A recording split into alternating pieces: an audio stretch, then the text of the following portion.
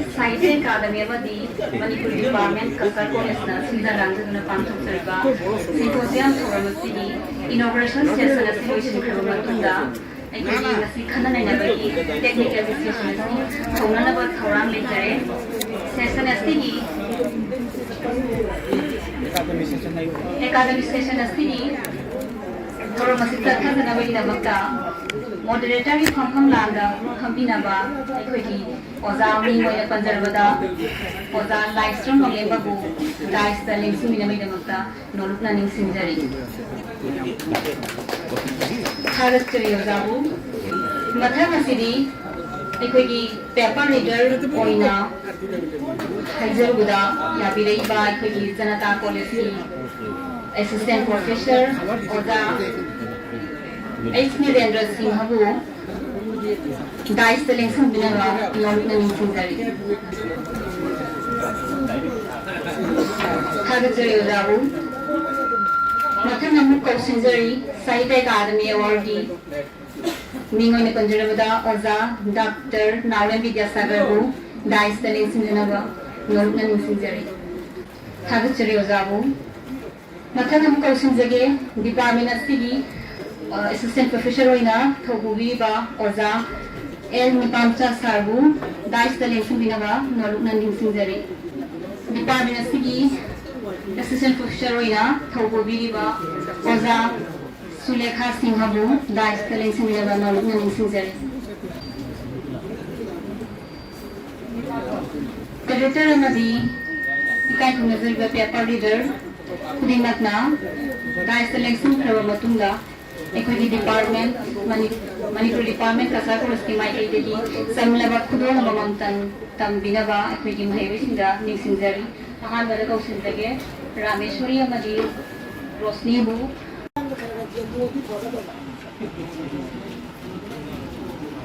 ekoi ngasigi paper reader oibiriba oza Devendra gi mafamda yenyan phi samlaba khudong amatam tambinaba mahaisinda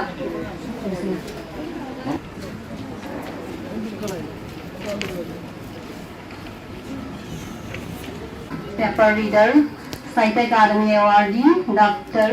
N. Vidyasagar mafamda samlabana yanfi amatam khudong tambinaba mahaisinda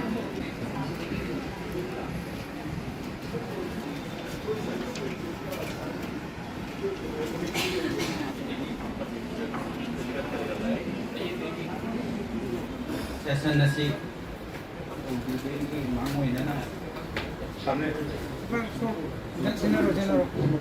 masigi mas gathering setting ba ang nahimiyam ko inahan ko na kulunjeri kasing na nungaijay siguro kulong sawa ang basi masigi kamo sila adubo ehak ni matik taja dagani mayam ko yang nam jaro naksi gani hayo se kaje koina maru oina lakat chariba matang kui degi Cachar College amang amaka mangjarappa omen novelist haibadi akoi writer mayam ama pointas kaya mayam ama leide adubo masigi manungda omen novelist singi ko si kaya ang dalera makoi the prose aspect aesthetic beauty se kadai leiba masising se kung na-classify toroga kadai phawa makoi approach se koina jemba jai haide sigi main da Cachar College ki Manipuri department amadi municipal tana jaraga akom se koina topic se thamjabani topic ase a critical assessments of the Manipuri common novelist aesthetic and aspect masibo yaput to bigiba akoi Sahitya Akademi Delhi maruina tugang bigibadi akoi Manipuri language advisory board ki akoi convener N.Kirankumar amadi regional office Kolkata na lebiriba akoi regional secretary Dr. Devendra Kumar Devesh makoy na punna phanamin digi joint effort haide joint effort dagi masi ti pangthokchaba ngamjabani maro aduna ai ahan bada Sahitya Akademi regional office amadi New Delhi ko hamna tangateri amuk matam mase ai kono mo hay panjage matam mase amuk sangthadana matam gi kai respect amadi ai normal ai banina ai pepari dasing ai inakta oide ta phambi ba mayam se makoy di tasing ising professional ay rabani ay mo din ang mapa matani critics matani ay gidjet tale bini ba mirando padamba ay ang padamba raga kangna di ba si dam na matik mo kun lay ba writer amasung critics amasung lamdam sige minsan lay ba adu mani adu gi matakta ay koy dom dale di ba nawrem bidasa ko mayam hena kangna ri beduni Sahitya Akademi ki award ki lay paling ay naksam sa mo ba wara ba adugumba ako'y bidda sa ko ni maram di kay na ko maji bit keno desu kape creative desu bal sahitya desu translation desu next ko kunja mon hay ba ta ko na hay ba talam da misik exam angang way na nahaway na angang di natre nahaway na di ba asin mo mati mo kun siya ba ni adugi matakta ay oja kanu ako'y nawrem bidda sa ko mokam masida as a resource person na kayo paper ita way na pangjaba ay agad jadi mati dapat DC college ke head of department amadi library ba ako'y kabanju matamama di asi college ke satri ni professor hemat ako'y hamabati Manipuri department makoy ani mo kasi agad jadi makoy ani na ngasi siya to yudi ako'y bidda sa ko ako'y pangjaba ni thank you very much adugi matakta ako'y Cachar college ki matik magunlay ba ako'y kanugi kingon mapan lagi lana iba ako'y nungsi sila ba inaw sige siya matang kuya tapag dong ba kaya yan ni pa masa mahaksu kritik sama ni dari masahagi lagi sama ni puong nga ba ni dam na ako'y Sahitya ki dam da kutsala ba adung mo mew ni mahaksu ako'y napangjaba nga si omen Novelist ki mata ako'y nadayo pay loina na ako'y masalan dangi ako'y Manipuri Department si ojani ama oibiri pa isyan Dr. Sulekha appropriate person ay tare omen Novelist singi maramda nupi ama nakapa ba siya pangjaba siya masih tagat dengan nasi koi kudong sabam masih aduna ay aham da pepari da puno moku nasi koi thouram masih da lengbi ra kiman thouram jabi bai dam da sanna tagat jadi mathang sidi ay amuk matam semangan dana ay ahan bada academic session asigi pepat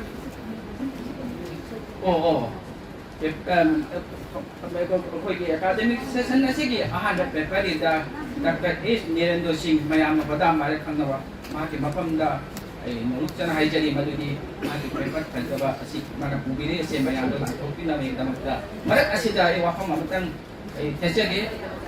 ako'y di Manipuri Department Cachar college takira pa na ako'y nawa na putok siya ba magazine na ba department ng magazine ama mayam da jen thok pilani marak asida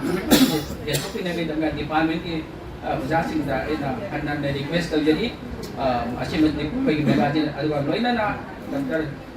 Wadam babu daripada si patok pina ni tamu kan na ningsing jadi thank you very much moderator ki aya walong jaraga akoi ki departmental magazine se amtang akoi mayam da yenjage na hajer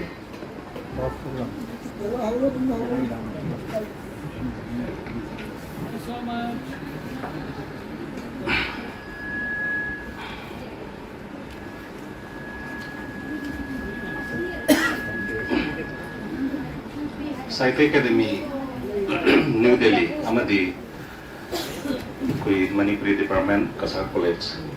ani na khutsamnaraga nasi silga koi critical assessment of Manipuri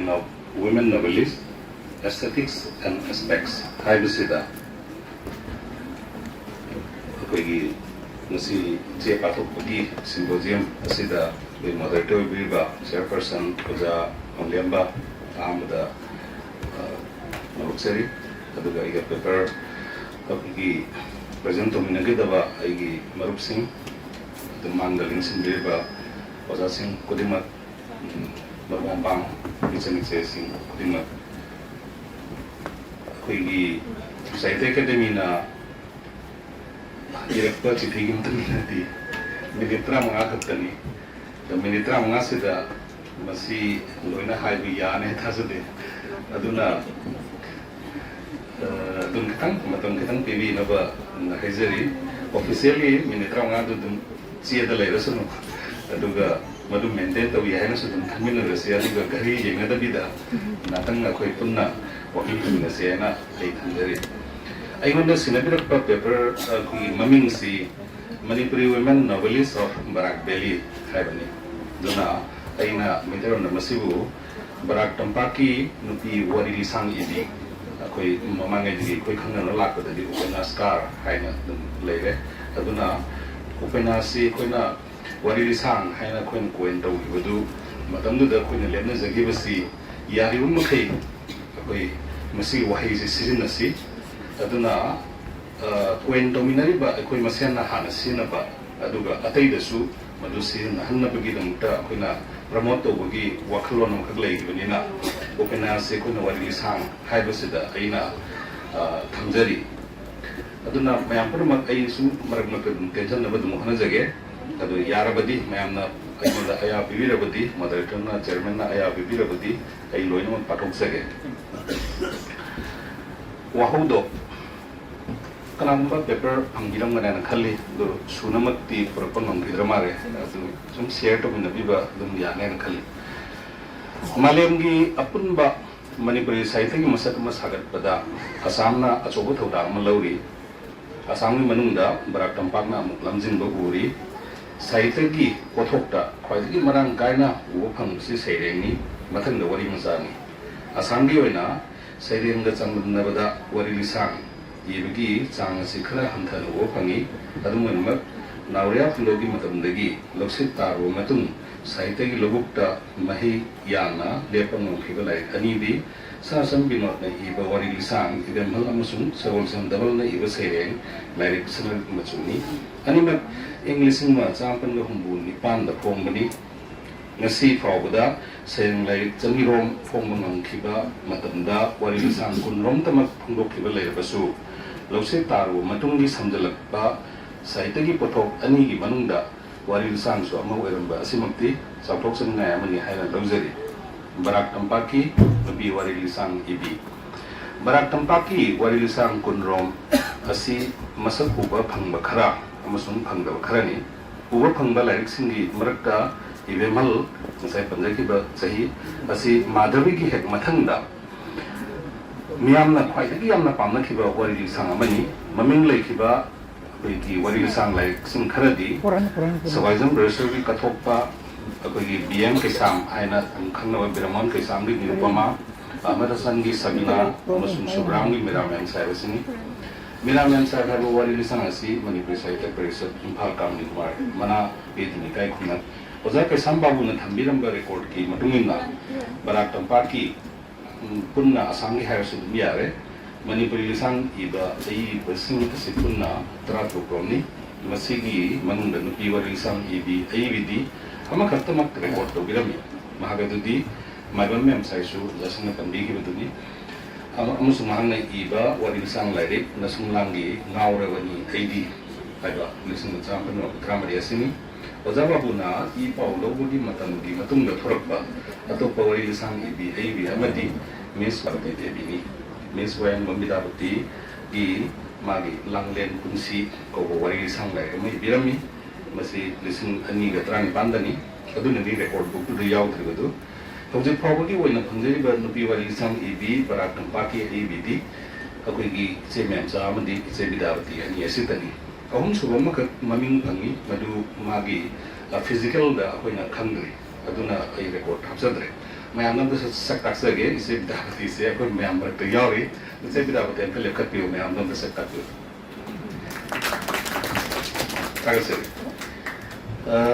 Isi Memsasu, Pelmo Popona, Mugati so than a lack of them and a color. My women Sasano, Magi like the M Memsasano and Eveni. English Mazapanga, Mutrani Three, Agaski Thround with Savos and Kamanga, the Popani, Melekaida, Popi in Marum Sura. si samnanjarage asida masi kasa kulasi satri aina siga thamning base 1998 tegina 90 faw 88 tegina 90 faw base person gri tamgi du pasu togi si kulasi gi satri aduna kare masih kolesi satri mau oiduna mereka kerja informasi kan popongnya bilang magadi masih lama ya ramai magi lagi nasungangi ngawrabin AD habisi Mary ko bi nupi masam di wari ini mang metrik perikhalor bagi result ini matam aduda masa khang daba mioi amana irakkiba sithi amagi kutang dagi nungsi lambi da khongdarui sithi itobisin tawur budagi kona thangda N.Kumar mapung phaba min Devendra Kumar khangaraki unraki unsegi ahan badumsi bani mamal laina lawjaki mama mapana ngansilakpa amadi laikai gi niwa mai sabu kaya uki bedagi lapongna rasi haiduna nabinna meribu BA perikhalor pagi matam aduwaida nungsi mai thadak pirami mapunsigi awana amadi kaina misak amkasu mai nazrak triba nubi misa ama oibenina merigi thamu yam soki aduna hospital kawo peki matam kra lainga matunda adun halaki lainga ne matamda Dr. Biswanath na meri yamna mamal lek lawjaki magi manumda lekai gi machi mingthungsing amat mahaki lapthom bagi maramda ngannar pa niwa maisa dusu khang manamde maisa khangamdana le ni matam sida navin gi chithiyama mikutta sinarpa aduna harawan bagi mahutta hena soksilba maram koiki Dr. Biswanath Merigi BA First Division da pass out bagi harau pawalana MA tamna ba form puragli aduga Merina wakal joiduna sorok proglaba angobi haibdu waiki Miss Wahenmam Bidawati Devi Secy Secy awang kaida Wahenunda 1955 ngi December di mari da company Wahenmam kamal amadi akoi Wahenmam ongbi jawabati sina apopa musma kupini musina mari manung da bidatin ahni yemban punsi da khundade pomna balai anini ahan bagi aduna sering lirik aigi lekol 2015 amaso ani subagi asina wari bisang lirik lamlen putsi 2018 na sidi hauzik lirik ani da pomna bagi dong tasem sadana leiri Miss Wahenmam Bidawati Devi wari isang langlen punsi haibasi akoi langlen ko binpi musa amana maki classmate langan ba ko ba miyo amaga khna zabadu thungna khida batana tana punsi suppa yumpa na lekhi wari ni langan babu langan basu langlen logo kangkide haidun mayum da halakide singini wala malora lekhi adubu punsi thengna ba matamda langlen na yumpa na lei haibata bada amuk thamoi ko ba kangkide mateng pangingki maramaduna contact number lona raga paw pawna ki mayum pala banina kana yamna langlen da pambom tiding labasu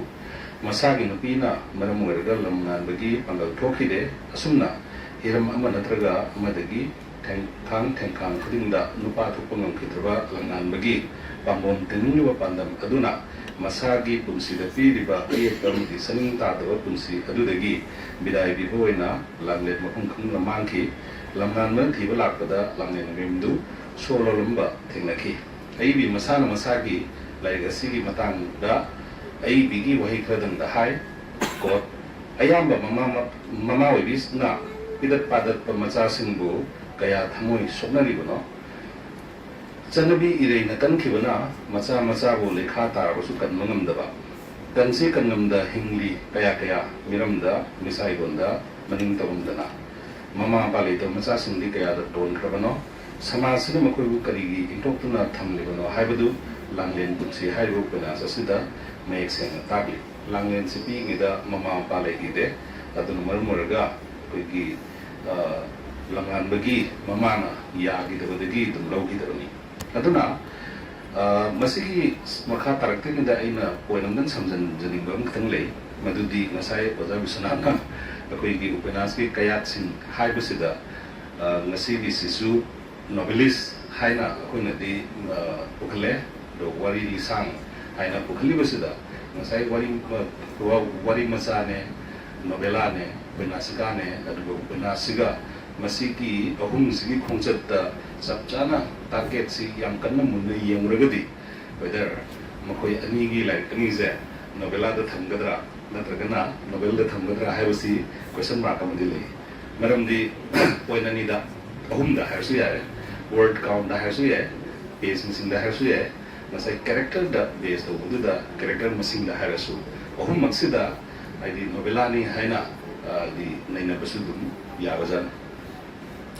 adolescence period amasung wari lisangi lamsat sing adolescent period haibasi nupa nupi gi punsida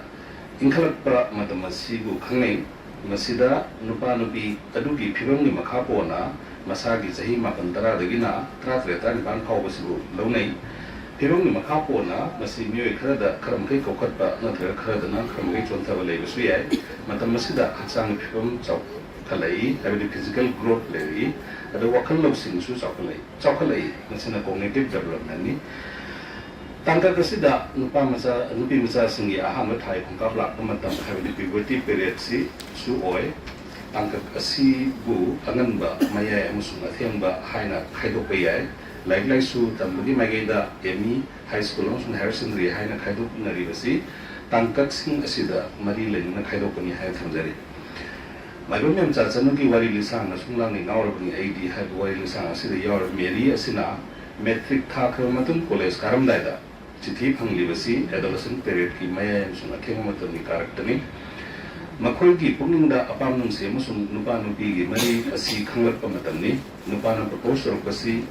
Yaninda Bakutpa, Noma Kainer Glavati, Misa Kangmanam Loy, Habi Akiba Leva. Akiba adu leina nupagi athembada taba asi toina ubo phangi masina like tambada akaiba lehli imai pagi media ga thajadwa ohli kaina bagi misa khangba habisi punsi ahan boina thengna ba ihul boina mayam nabung namda ba yawi Miss Wangum Bidavati Devi gi wari lisang langlen punsi haiba wari lisang sida yawi ba langlen asibu lamngan bana class nipan subudagi yengjaba horkhibani adubu madu nungsibagi ihulni haina khanglakpa amadi nungsiba aduna maram oirga like suda thawai yoroktabadi class mapan subudani langlen gi maramda ta khanduna leiba aduga masagi to pangthokpa thodangdadi mai onsindana leibuna maram oirga class 10 suba kabada masagi rank khandharaki adumanmak class 10 suba asida langan mana chithi gyan taboi tadaboi reply hallubadagi nungsiba masa khandana nungsibagi taibna khondakibani adolescent period ki mayai chatba matanda thokpa thodokni wari lisang ani sida yawa social context nungsinungona ba nupa nupi koinabasi barak tampaki manipuri khunaida ayamana phongna sugatpa leite matamama ngalini matamda pakhangna Ningol gi yumda koiba Krishna janma mas tharang janma da punna chaminaba likon sanaba ahing nong soiba mi seng khangduna lenaba asina singba kaya gi mathakta thabal chongmana singba thorum kaya da nupa nupi thamoi lanthoknaba amasung nungsinungonaba asi leiram labasu lising machampan yangkhai gi matungdagi di tamna tamna sogattaba matau kibasi nungsinungonaba si kana sing tha daba matau uraki masina asum sakulatuna marfu musun rutrani matamdadi nupa mayumna machanupa gi khangnajabi amadi yanajabi nupi adu mamau oina lawingdabagi chang hengalakpa ubo phangki masigi khwaidagi chawba maramdi mama mapana machanupa gi damak masana pamjaba mamau thiyo phangdaba sina waraki maramaduna machanupa gi yanariba ningol adu nupa gi mamana maruina yaningdaba asibu phangki anisuba maruba maram amana social status ta nupi aduga nupa aduga phibam bhabagi sang manadaba asisu oiki mama mapa sing sigi maraktagi puksel chaw mama mapa kharanadi mamau thibam tamda machagi khangnajabi yanajabi adu oina yuman inanba honabasu honabasu yaukidabane nate matakda panjakriba hiram asi yangkhai amadi Yangkhai matamdagina maputragi matam phawada yamnamak chanainaba achoba debate ona sulaiki maramaduna ningol singna hu chaduna nathraga thawi yandana siloki su yawnei wakal choiki su yawnei nupa singna mayumda hanjalaktaba mitok miyan ningol laukiba yauki nathraga makoi animak punna chemina kibu su yauki matam asida mama mapana haina singna duna luongbasi yamnamak awang thak ta longarami mama mapa gi apamba gi mayokta macha singna leiba lamnaramde macha ningol amadi bibasan aduki masagi punsini kireb lojanabi thong sabaleramde maramaduna haina singna baloiduna luhong bal laklaga than phamlaba matung mauleramdre habigi thodo chen khiba mamodabana palem bandogi wat yathan puduna thamonung mai sin puraga chapna khibagi thodo nungsina jabiga thumna mamodogi mecha no punji chupla laiman oi khiba thodo kayama thoku yauki haina singna luhong basida nupa nupi animaki nungpan phauna thenglaba khudong chadaba kayama su mayok lai kudamoina luhong laba matungda nupa na magi nupida ima ipana nangu pamdana luhongbibani aina nangu pamdana hongba natte asigumba phibam yaropodagi mama mapana masagi maral khamjarakodagi machasingi apambada midiam thamba honarai maike amromda masa masana yanaraga yumban minabagi akoba mayon kyamrom amasu khangnarai kudamoina haina sinuduna luhongbana nupa na nupi adubu nungsina yengsinbiba amasung thawai yauna yeng senabibagi changsi watli ana purukluba pawbada nupa da nupi adugi maramda tawpam thokpa punamak tawrabasu thamoida wabibagi masak yauna cheksina honabibagi chang watli aduga masa masa yanajaba nupa nupi adudi thawai yawba amadi karaida soikijadagi haibagi wakhalda nungsina amasung akoi cheksana sene haibasini maram asidagi kunmathoi suba chahicha gidi chadagidi haina singna bani luhongbo oirabasu masa masa hala khangna halaga yanahanbagi thawak paikhannarakpani masigi maramdi nupana sunpina su imai pa nangu pamna luhongbibani aina pamna nangu luhongba natte haibasi animakna hainingai maram leihanre memcha chanu amasung mes wahanbam bidawati devi animakna makhoi wari sang animakta Kumbutra dagi maputra gi matam phawda leramba social context ama nungsibada yumpham oiraga makoi gi wari lisang singda nainanaba honarami memcha chanuki wari lisang nasumlani nawrani aidi asida america nungsina jariba nabin kumar ga imung manungna yaningda utpasi akoi gi utpadagi lapthoknarasi harpa maramna kona thangda maisa khangba ngamdabadagi wakhal choirabi amo berakhi mama nabi pramo kobi adusu magi nungsinajaba nupana atopa nupiga luhongbagi pau tabada wanthakhibadagi sikhi magi amaromda mama nabi radhadi atopa nupada luhongbagi damak haina singnadraba matung mangani subada ma kayanajaba nupada chenkhibani handak radhana chenkhibasi yamna sawadngai oi maramaduna letsai korta radha mama pana nanda luhongani haina dawani magi damak asa chauna thamjabadu kairedana masidi amaromda kaijarabasu radhagi nungari thungkhredana ahallamangi yathangni haidana sana lupa ahen thoi kya pudna chalabasu makoina soidana kanagumagi makada kapna punsi lelubadawi saruk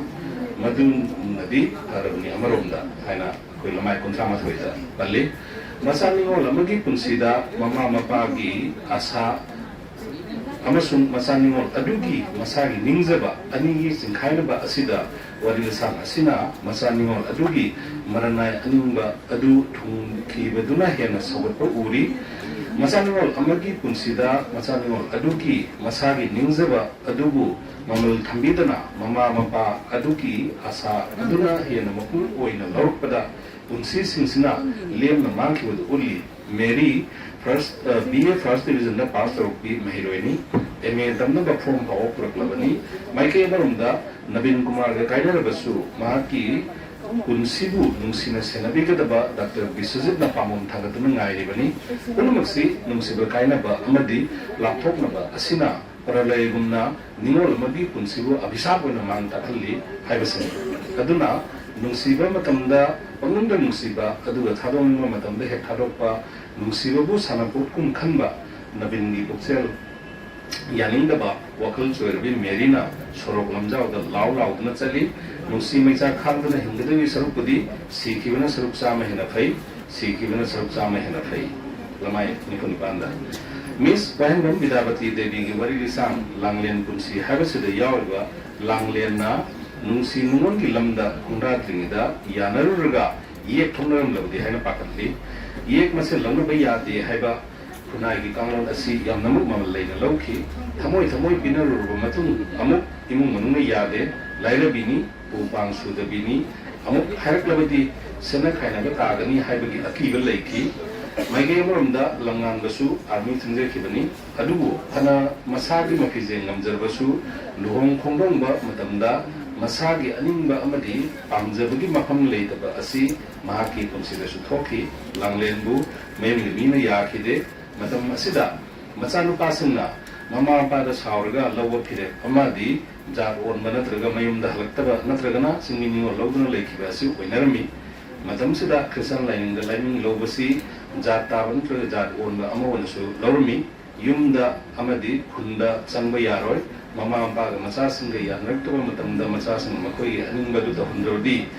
jar taragani haiduna mama pa bu kihanmasu yaunarami masina mama mapa da laman khumnagumna lawsu oinarami mama mapa su masabu jati tahningde haibabu themna udna makoi apamadu pangthoknaba honabadi tokte masagi apamba du makoina yasinbasu ngamlamde makoina popani makoi gi adikani haina khanba asi sang wangna lerami aduna langan basu langne logo phang khoi gi phamdabadagi krisan lainda laiming lauki aduga kona chingmi ningol malawduna leiki chingmi ningol lawrga mayum thorpo tanja amada mama da nupi thire haina langwan gona phamal khangalli ko mama na kanai dagi nupi no hangki langan bana khungki imana meitei ningol yabidrabanina aidi chingmi ningol oina lawrabani haiki mama na madu yaroi kari chingmi ningol lawgadoribuno khainabagi wa herami langan bana khainawa yaroi khumlammi mama na herei adu oirabadi nang yumsida changlakanu lakanu langan bana mama da mu hanna pakhum pirakhi madudi khare khainarage langlen oina lawrage khumlakpadasu mama da yabidare asini matamdugi samajki phibamsi matamdugi macha mamau thibada yamna kupna yengnabasi pupang suba haisu somani langlenbu langanbui mama na yadbasi mama pa lekhidre bidat padat macha hore haibagini masida langanbasu imana maitei ningol yadrabanina aisu maitei dagi hena yadaba nupi lauge haiduna chingmi ningol si laukhibani hail mai kuntham panda haire hiram sida mama nabagi thorpa tanja amadasu chingmi nupi khainabagi wafam amadi langle lobagi wafam adu pannakhi adu mama na yaba koba leikide mama na hai mama ba leito macha se tungda phatte lamai kunthra freda macha na lekha taba khunai ga tinaba yadaba thabak tawbadagi kannaba honadaba mahakna pamba aduta muktuna leiba oinam kanba mama oina lei sinmi ningol lawrubana maram oraga mama gi sora awa lamnabu yahon khidre makoi kakana hai koi nandi imari sa da yabu yaroi kakabu mimanga chobon nanu khara yamna hangro nangna ngamba sa da gi sel khara piramu haina raga thadokhi lamai kunthan panda matam dugi atopa yamnamak sathi ba waklo namana couple light to thamba haibasin lamai kunda palliba couple light thamba nungsinari ba nupa nupi anidu luhonglabasu luhongdrabasu sab unadrabasu matai manau oire thunare haina khanabali concept asi couple life ta thamba haibasi aujiki living relationship asiga manade couple life ta thamba na thamoigi amadi wakhalna sagatchaba marini physical contact yaude aduga living relationship tadi tani luhonglabagumna leminabadi matamsida nangaiga thunahudravadi matam punmukta bachelor oil laigani haiba promise asisu yamnamak chanarami matam asigi chithi ithokisinda chanaba atopa kanglon amana chithi du imung manungi mina phangkhrabasu chithi gi marol adu parga chingnadana bagi damak mamanabi saragi ibigi sanabi asini ana yamna lamna leidunasu iromnamgi paw lawba khangna tingna chanakhiba singi paw lawba asimi bagi mahusani lamnanbasu paw lawbudi lepte tanja chanarudagi asema paw taba phangbada mathamoi puba ngamkhide paw pawnakidaba chahi nifu matungdasu langlen yum pandana leramba asi mahaki marawi yauri haina lawjaduna thamoida thamoina penjaba yaba thabakadang mateng tawu pangami langlen gi kunsida langanba anirak lakhi ahan beduna inglakpa matamda adolescent spirit ki matamda lakhibani aduga ani subagi aduna ahal weraklaba matamdani anirak makta langanba maril pankhide nupa thokhide ahanbagi duna mama na maram moiki aduga ani subugi aduna mahaki nupi na maram moiki ahanbagi adudasu thamoi misa langhan birami maisa khanghalami anirek subo oinasu amuk thamoi misa ikai bodol nan langhanbi maisa khanghanbi aduna pangdaba mahakna matung da koin inaduna lei inariba adudagi nanthoknaba amadi thangai sengna mahaki nupi angang adutagi oinaba amasung magi nupi da ayetpa oidanaba langlena yum sorolaga mahum khangdana mangki waroi sensi haidringida wapam nathang panjaramge hairiba nupi ai bisinsna iba akoigi upenas wadlisang animaksida yauriba main protagonist oiriba akoi nupi character animakse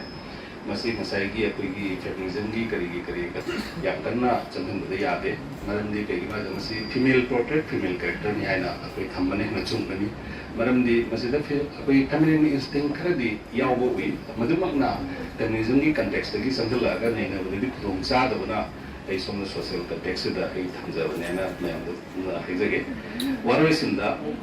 warilisang animak sibada yumpham oiba social novel ngakani kunai gi sanabida mama oibising aduna makhoigi apamba nubibu mamau oinaba honabada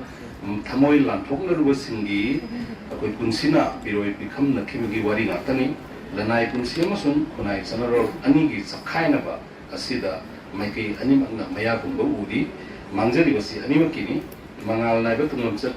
merigi punsidagi mangki zaning tagadaba yuman punsi ama langlayan sangat penungdaram kamangna ki asumna mama singna masagi mathakta poksarugi asa amasung adhikar hena pamubana macha nupa sing adugi zaning tawa punsi ama singlatpada apanbo helli warilisang animakna nungsibaki achumba mafam mathiri aibi animaki ahanba khudol sing oibana technical oiba problem ko technical oiba asonba karamarang kaina urabasu makoi ki mityeng na urba samajik samasya asidi tarai ba manate menchana su merina wakal choigada natana nabin su ngopchana payai haina lauri bidawati na su hena karakadwa nungsibagi masak adu kanna honawada langlen manganki aduna nungsibagi paujel oiba achum masak adu miyamda aibi bidawati na chenjaning badu makhada thamjari ko nungsiba habasi isordagi lakpani minungsi habasi mibung khingakta hapirai isordi dharma chenba pap chenba animak chap manana nungsibi bani isorgi thaujal matam prung talendana lai aikhoi punumak amana amabu nungsinnagadabani miyoi bagi sangsarda nungsiba makhal yami habasi punamna khangnariba ngaktani miyoi kharana pumningi mit ki apamada challi kharana masai kana gadaba tanamana thawai ki apamada challi mibung khing manade asengba nungsibadi matam punmakta thamoida lengdana lei asengba nungsibadi matam punmakta thamoida lengdana lei si hairga ai prospect cycles thagajari milen bogodamba ajakaba borak paki ai biani koinasbar ani kaki thajana nei nakre asig mo pada sida amin mo ang lay daga su deposit mo palo daga ona later ado karya mayang Symposium da sige kunse jalan sampai kaidre ado ay mayam da niran do adam mo tagasjari alo dai gitu thank you matak sidi aku matamanan da na kogi GC college ki senior assistant professor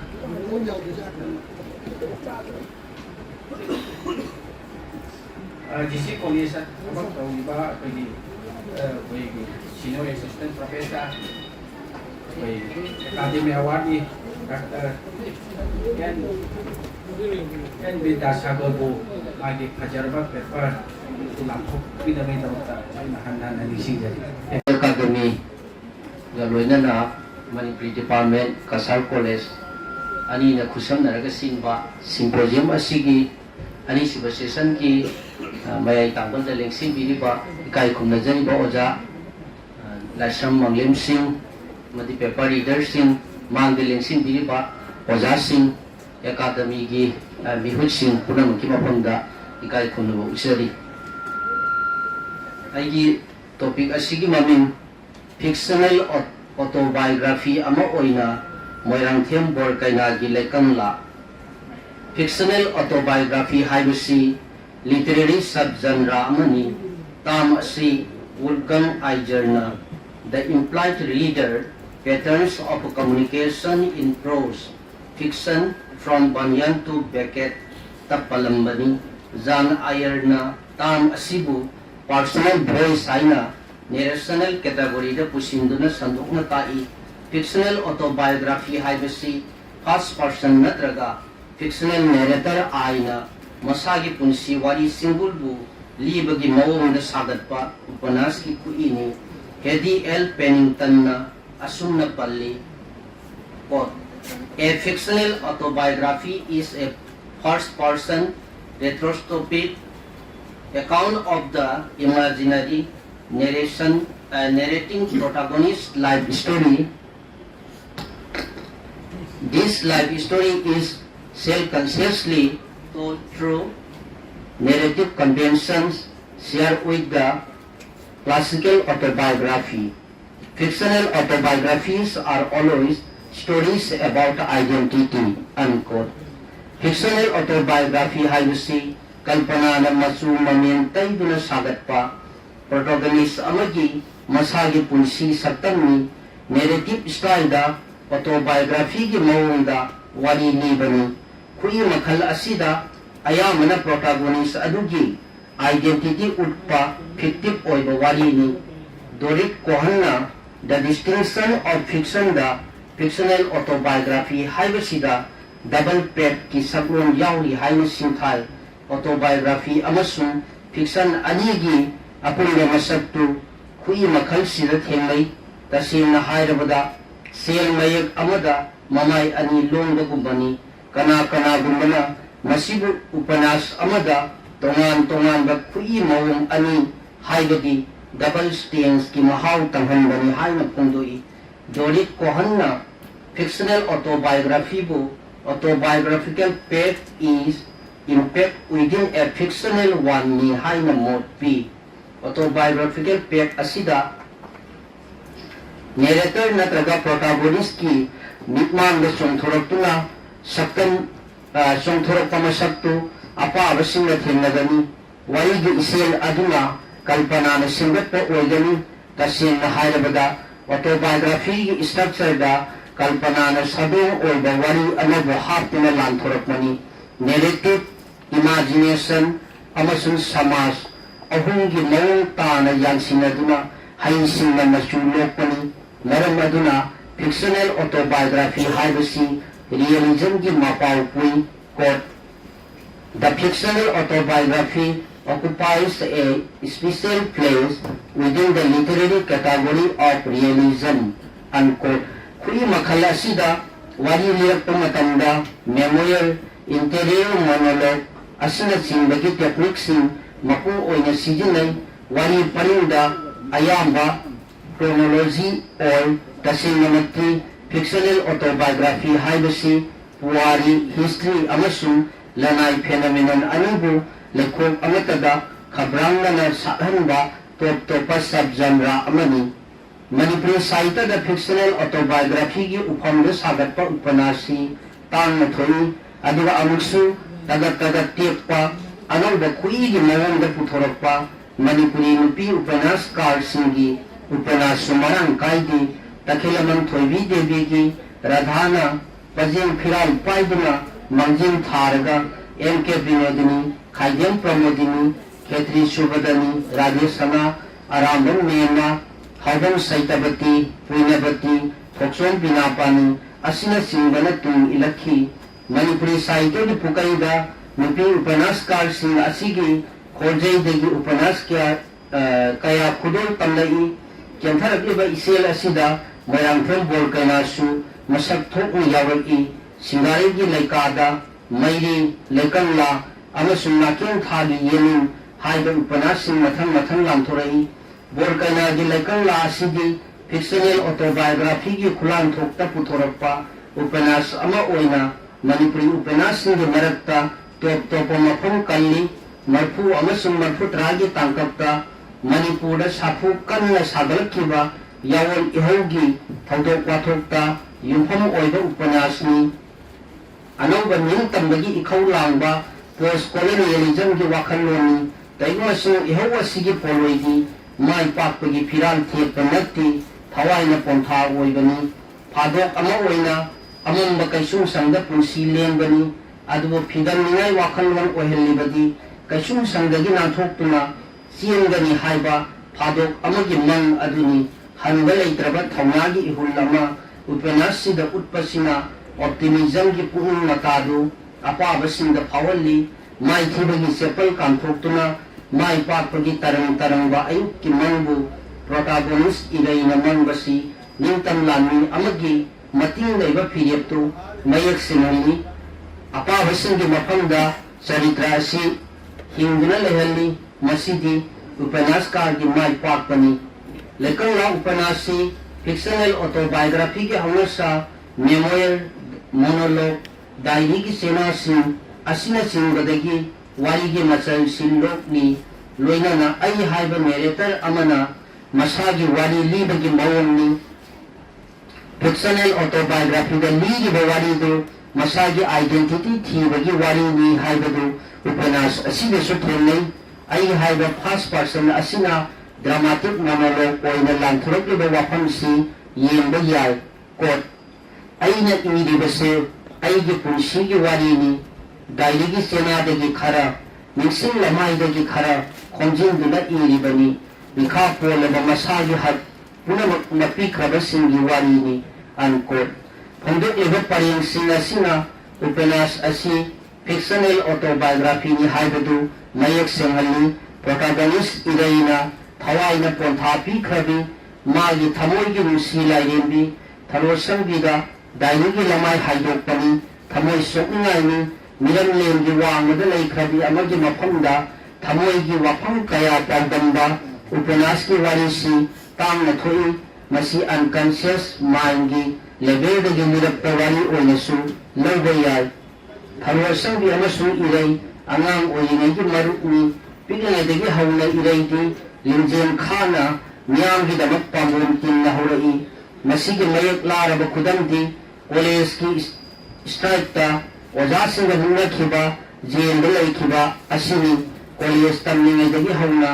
iraidi charitraga tunda orakadaba saktam dugi mani tahalli angang oinagi wari asi memoir oina utli mina laksaba yadaba लाइक हंगबसु corruption सेंजा थुंजागी चलथें फंगलबा मपा मसक खंगदबगी कनेमनब मिनो पुनमक्सिना इरैगी खोंथांग अनौब लंबी अमद थांजिंखी लनाई पुंसीगी तुहत्पीबा अमसुं लमन खुमिंबगी चैना मरक्तगी मरेबाकी दमक्ता कथोकपगी वखलवंदु मतोन चुमक्की शक्ति लैबसिंगी खुबान मुंद चनखबा पुंगफम लंगमगी दमक यवलोय अमगी फिजोल होंखी तोलब तारबसिंगी पाबोम तिंदुना अनौब निंखा तंबगी इखें साइब लंबीदा पामजन सत्खी इरैगी ओना तैनबा वखलदा थरोसंगिना खोंफम सेना लेपखी महौसागी पुंसीदा हलक्तुना कमोयगी लंदमदा अमुक हन्ना हिंगिनबा पामखी लालोबा हाइबसी हिंसानी थवाइना पोंथा ओइबनी मालेमगी माइथोंदा ई तैबनी मरम मदुना इरैगी फिरेप होंहन्नबा थरोसंगिना थेमखी उपन्यासी मतंग अयामदा निंतम लालहोगी खोंजन अमसुं थमोगी नुसीबा अनीसी तूना तूना चटनिनै तसेंना हायरबदा ई अमसुं नंगै मरक्ता चंद्रमुखी सातपनी असिगुंबा खुथा असिना अपाबसिंबु हुंदुना कल्पनागी लंदमदा पूरी कंट्रास्ट ओइबा वखलोन अनीसी मुना मुनादुना चटली मसीना इरैगी चरित्रबु मयक सेंबा हेलल्ली थमोइदा मरु हुनखिबा नुसीबाबु योक्तुना थमलबसु नुसीबना चिंदुना पुबदि नमखिदि मरैबाक नुबगी वखलोना नुसीबाबु थादोक्तुना चटखि मिराइबदि नत्ति मरैबाकी निंखा तंबा तानबदा थोइबा चिंलेंना चिंबा निंतम लामिसिंगा लोइनाना इरैसु बांग्लादेश दा चटखि लोइनाना मपांगल कनबा लाभौलु सेंबतखि फिक्शनल ऑटोबायोग्राफी दा वारी वारी वाखोंसी यामना मरु ओय उपन्यास असी के तरुक सुबह पंडिता मणिपुर इतिहास की लमाई हाइदुरकी Sahi Tarik Kuntakwa, Yellow Manipuri War, Barat Nabin Tamba Pangba, Manipuri Lamkai Tuwayakwa, Marger Agreement, Armed Forces Special Powers Act, Asina Simba Kaya Utli, Maram Singh Asidagi, Pindana Koisang Narba Kayana, Yawan Ihon Saglapugi Maru Hunki, Panduk Asida Utliba, Wariki Wafam Singh Asi, Upenas Asigi Wari Paninga, Samjin Nabangandu, Tongana Ese Oina Songtok Tumalay, Ali Bigi Kusenga, Itihas Ki Thodok Singa, Kalagi Pajaba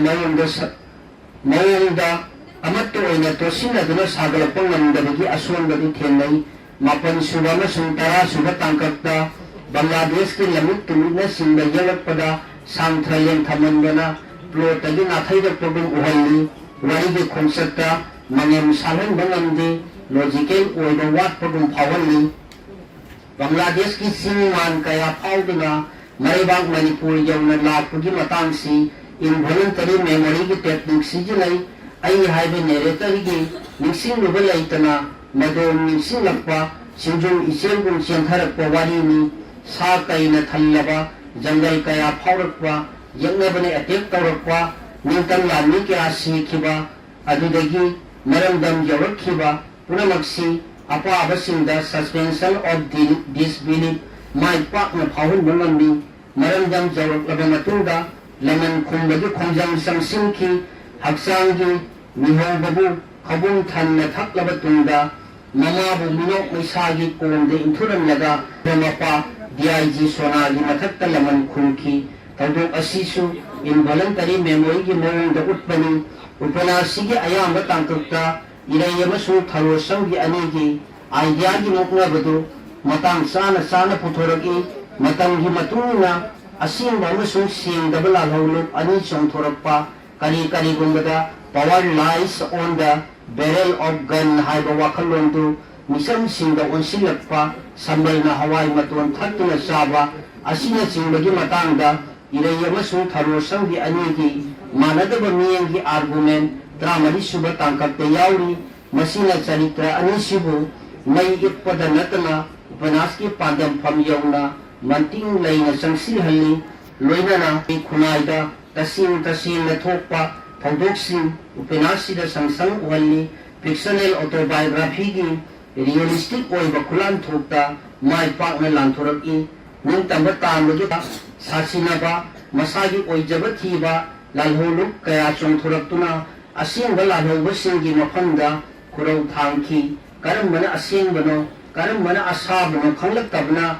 Misam Singna, Mining Sigaloina, Kuanduna Tambang Lakti, Tamoidagi Tapna Intoraki, Masina, Ilay Mapandadi, Saina Oiki, Nintambata Magi Konjang Dutak Tangdina, Lambi Pang Satli, Loyang Singkong Oidiba, Sasina Balano Wasing, Naru Panga Mutan Nabonari, Lanobagi Minda, Kudong Sabu Oijabati Ripso, Maragi Dandi Piki, Tondong Asi, Memorial Gimon the Paudamli, protagonist na Asuna Pali, Court, Aikogi Pajaraba Satambu, Miam the Lana, Uhana Basiliba, Loyang Singkong Oidiba, Aikogi Lambi getting come, Nakoi Gumba City, Malim Sidagi, Maru Pamna Mutakhiba Tai, unquote. Ming Asidagi, Jameson Amasung Robisu, Sibagi Sayrak, famkhi, Nintam Lami Jameson Gi, Ahak Pomarandi, Kabilo Sabi Amabu, Hamlan Luba Asini, Hamlan Migi Pau Tabada, protagonist ki Thamoi the Power Saina Kuedu, interior monologue Oina Pondoi, Amuksu, Lema Tavila Sabi Masa Amabu, Ijak Tim Sinaraga, Bora Kauda Hudokambagi, Lemon Kunki, Power Minister Amasung, Magi Private Secretary ki Masano Ba Anubu, Ahak Pasayra Piki, Mabani Bukul Nathirak Labatunda, Kamanga Nalambida Kinaki, Matang Sidang Telu Memory Gi, Technique Sijilay, Lekang La Upanasi, Lalhogi Konjanga, Musibagi Ihul Happy, Upanasida, Apa Rasingi Pung the Sanya Pahaliba, Wari Gi Masa Amadi, Singin Amasung Taba, Gi Wari Asini, Musibabu Tamoy the Luna Latsada, Simban Wang Malandana, 16 na Thambani, Yigna Bigi Nomaina Palaba Ilaybu, Laying Bagi Tangkapta, Dr. Thaba, Aibina, Pijan Bagi Chintorai, thaba amasung singengi onduna sak iba wamai masaktu maka lamna uthuraki thaba na singen amasung ilai damak khamthi na mating pangki asigumba thamoi chabu Dr. Thabada ilai na miyeng karal taki masina ilai gi saritrada puksel phathaba ngamdaba miyoi bagi masak oili taimasung singena thaba bunu si khanglakpada sakhatlamba mayidu matumta muchaki thaba amasung singengi warisi yamna nusina gi kaina bana poloini yakna bagi makhutta singen thawai pontha piki singena laikhidaba tunda thaba gi thutna thamlamba nusi phongdokpa chithi thulaki thaba gi chithina singen ge mongpham thakta nuna nanduna thamki maduna mabani gi nusi panthung sakki thadok asi upanaska na yamna haisina apa bagi thamoi khona yi episodic memory oina utli aduga amuksu losinguda thamlamba thabana singen gu nusi jabagi wari singul haidokuna ulakpada chithi ki technique sijinai chithi ki technique pusilapasi fictional autobiography ki style ni irai gi charitrada yauloi amagi kallaba thamoiga iroinana minusigi iput pawan basina apa basinga hena naksina ni mantri pukrigi chubrei thongi bon etekta khamu thakta punsi long khaba bharat lalisi ururaga irai gi pung nakharagi minusi polaki interior monologue oina phudukli kot makhoi gi maral karino sarkar gi masing saduna aikoi gi mayok talek laba adura makhoi sumioi bani ai sumioi ba amani thangdamna punkhibana tamthiba sajat makhoi gi mafamda chatkhabani thamoina di mai pakle haiduna maka lam na nokpanga lamdi ankot adubu thangnaba mikupta miyoi ba aikoi di ithau dangi manai ithau pangthokpada nihanna pangdaba ayambagi matawi haina napunibu thenjinjaki yawol ihogi lambida thoiba singen amasung yawloi kya mathang laikhoktagi kiemki masina iraigi pung wakhalda samamnaba laisina kublakki makhoigi khongsatki poloidi lamangnaba asira matonda chinnajai interior monologue oina pungi dilemma adu phondoi kot punsina aikhoibu puribra aikhoina punsibu pugadoribra piklaba aikhoigi iramdam thamkhichi malengi itihas ka yengsi Hitler bu kanano Napoleon bu kanano mapan naidaba shakti bu pairaga makoina punsibu himai chungani khankhiba miyoi maktani adubu shakti aduna makoi bu lapna lamthokna thambirami tamlaba hidian tafam amada masini mioiba masini punsi nalai nusinakta lamangraba singi wari ankot aduga pung wakhalgi marit lurabi tharosang binasu kulam toina mabu lamda thamoigi lamdanda kauri tharosang bina hanna haiki nanna satliba lambi sidagi handorau masi mai papagi lambi natti protagonist na wapang si kaubulaiti tattana nisingki semantic memory ki masakni khongsat asigi poloidi yekna bagi sarang nunda nanthokpang lamdana yoling sanduna laibani adubu mahak mai thirabani haibasi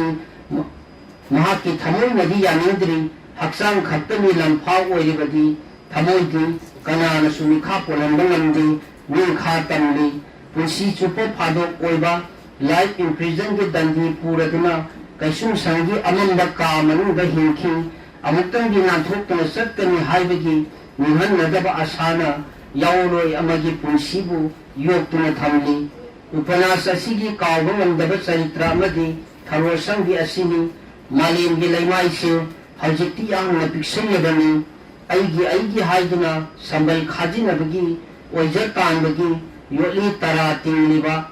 langphamna manghalli hairamgi tharosanggi adubu pasoi combing operation na magi wakhal honganki iraina satliba lambida tung inki operation aduda army commandant Surendrana Fiji Phina Netki Masina Mangonda Laman Khunungbagi Mairina Thamoinda Mikup Kuding Sakpuna Laiki Seysakpi ama oiduna kaina thangda ninjaba asari thungki noma ireida nakoi gi lalhauda suicide squad laitri aduna nakoi gi lalhau amadi kathokpa miyam da mayek sinhan ngamdri haiki singlen suicide squad oina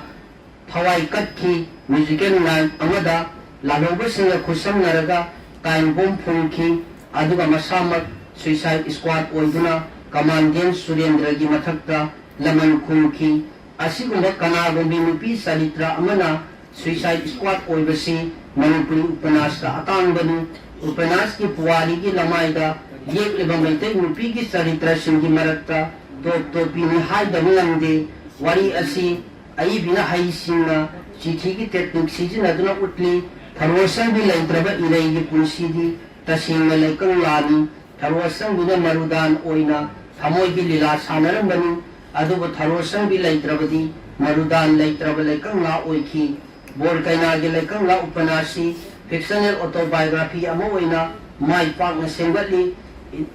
memoir interior monologue diary chithi asina chingba masak singna hai singna senggali Bangladesh ki ning tamlan Sheikh Mujibur Rahman ki wari Manipur ki major agreement lamkhai kaitharakpa asina chingba itihas ki wari singna yawan ihong ki mai suri loinana jati asigi masagi mangkraba identity thiba haibasi fictional autobiography ki mapu oiba mi'engni upanasida yauriba irei tharosanbi thoibana singbasi masagi phirep siekpa masak thokpa charitra ngakani aduga chinglen amasung thabagi charitra anisidi apabasingi minusi phangba charitrani thodok sengatpada realistic oi upanas asigi londa puda yanamak thot nawi apabasingi thamoibu humduna puba ngamni kavita gi mahau semba poetic diction da iba upanasni wahi wata gi phajabna hena masak masu tholi saina amattaga sakhangna dilba ilai amasung tharosang bigi angang olingai gi punsibu simini sijina duna asuna phongdoi nang ai tufang khamna painaki sairong saina khandriba lamkhunu masa singu upanas asigi tarasuba tangkapta bangabandhu Sheikh Mujibur Rahman ki khamu thakta yengnabagi makutta kiyenlaba punsigi thodok punisinguraga protagonistna tambangandraba mioibagi laibakpu metaphorical oina tiang thari mioiba haibasigi nanglaina puba unani palifam khandraba tasengnamak manipuri sahitya fictional autobiography ama oina thodok hendokna mafam ama kallaba upanasni laikang la punang ki mafam da ekaikhumnaba uksel mamanda jamna asekhaba oina jamna taangna punglaba nenoro ama musu namdang sida aina thajabadi sina autobiographical name da nena base aina kadigumba swaran lagadi koi enbita sakol sina anba koirang badran khali jamna phajai karigi tamakta fictional autobiography amabu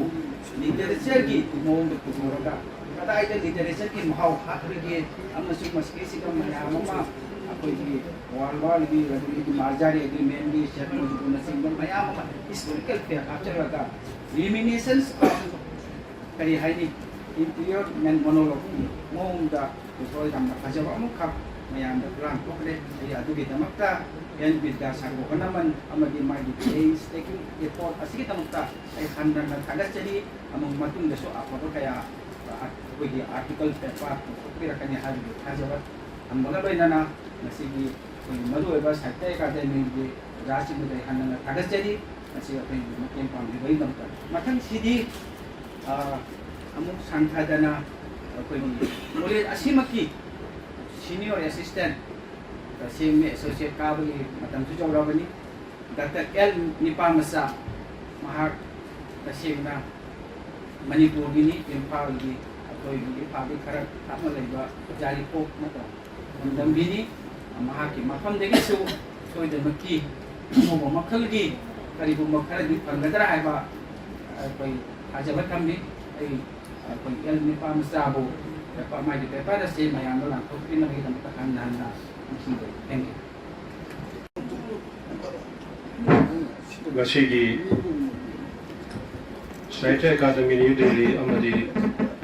Department of Manipuri Cachar College Anina Punna Chandura pangthokhre 1 day symposium Ashida Sank Yabalingi Rakiba Mam Punavaku ekaikhumnaba Chari Aina Pathok Chagadoriba Paper Asigiba Ming Lord Sahib only Sana Tumbi Novel Yauriba Manipuri Itihas ka Mari Lainaba Wahoudok Singh. The historical events of Manipur in Lord Sahib only Sana Tumbi. Anova Manipuri Sahitya ki Kongchatta Toilet o Handok na Sakang Naradi Aibi Amani MKD Mahawari Masai Ibini, Novelist ni, Dramatist ni, Handok Loini, Nokoiwari Ibini, Kuchiwari Ibini, film scriptwriter ni, Loinana Wari Ibini. Aibina Manipuri Sahitya ki Pukaida Mamal Yamlaba Kudul Kaya Tamirami Mana Kari Tamnamba Kaya Pajararoige. Paper Ashida Nainanova Gidam Taloka Charibedi, Aibigi, English Singamura, Chamapan Rumkata Poma, Novel Lord Sahib Ongi Sanatumida, Yumpam Moiraga. Lord Sahib Ongi Sanatumbi, Novel the Yauriba, Manipuri, Itihas the Mari Lainama Todo Wahoudok. The historical events of Manipur in Lord Sahib Ongi Sanatumbi Haga Sini. Laila Sirana Simapun Pan Nagona with the Mateng, Kibasing Mapumoina, Aibigi, Novel. Loina secondary sources on the Thouram Amadi Manipuri Itihas ka Mari Lainaba Larik Singh. Novel si Manipur ki Itihas thokhiba wahoudok Singh Amadi Manipur da Lairamba Hinglamba mioising anidagi masak sing lauraga fiction oina aibena itopani.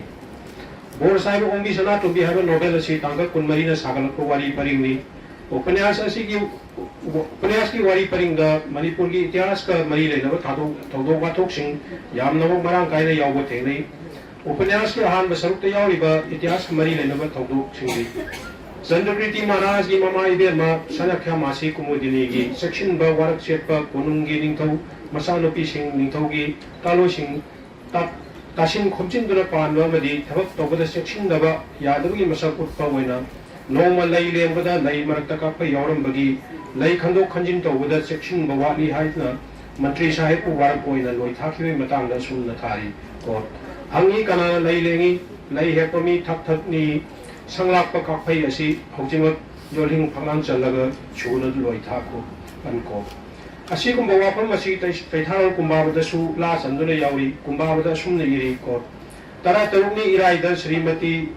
Mama season in Topopina Sri Radha Govindagi Lai Lemada Kapai Lerami Haidana Kapaibu Yoling Chandana Sugunu Loi Thai Unco. Matangasi Mama Sisa Kumodini Matik Magun Tarapada, Aivana Kusila Puafani, Lagaki or Tamak Toram Kayada, Kumidini Shusaruk Yadu Laki, Nupi, Wabishina Pijet Sakset Section Question Setanaba Amadi, Tawada Taurida Kayagi Matanga Lebang Tona, Yatang Tokibagi Matanga Sum the Yegli. Or no Nakatia Lasio Yanki, Nupina Pijet Sakset Control Wani, Mayang Lamboybaki Yum the Changduna, One Bayadi, Sri Suchana Yatani. Si asigi marumda thoji libedi kana maisna ko wapam asi chathara kumbaba da su mayak sengna iduna yauri kunmari ni sagol chinda nupi oibigi phije cha wahi lamsat punamak mafang khangdari haiduna Sri Jut Sanaya thang larik pudoktana kai thel le yale lamai chamaga chamri ga tarawumda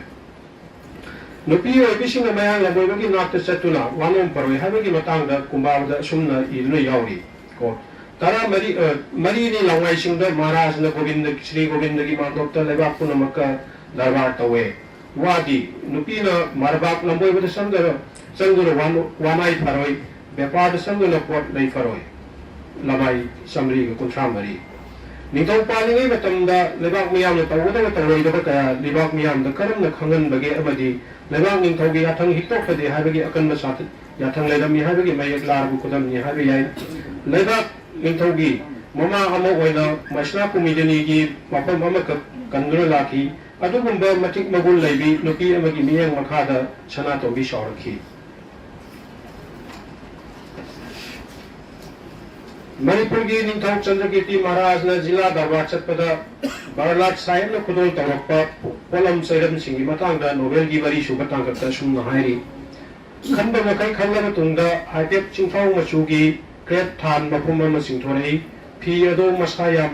मसा पुनमक पिकतक तौना सना की लैरोंग हली लेबाक असिदा साबना फी नते अदुंगै मजाय बंगो चंद्रकीर्तिना जिला दरबार लेंगदा Barla साहेबना कुदोलपनी नोबेगी लमाई निपुमरी कुदोल poaching असिगी मतंगदा चैथारो कुंबाबदन असुमना पली लाट साहेब के कुदोल pot Shri जुट महाराज दा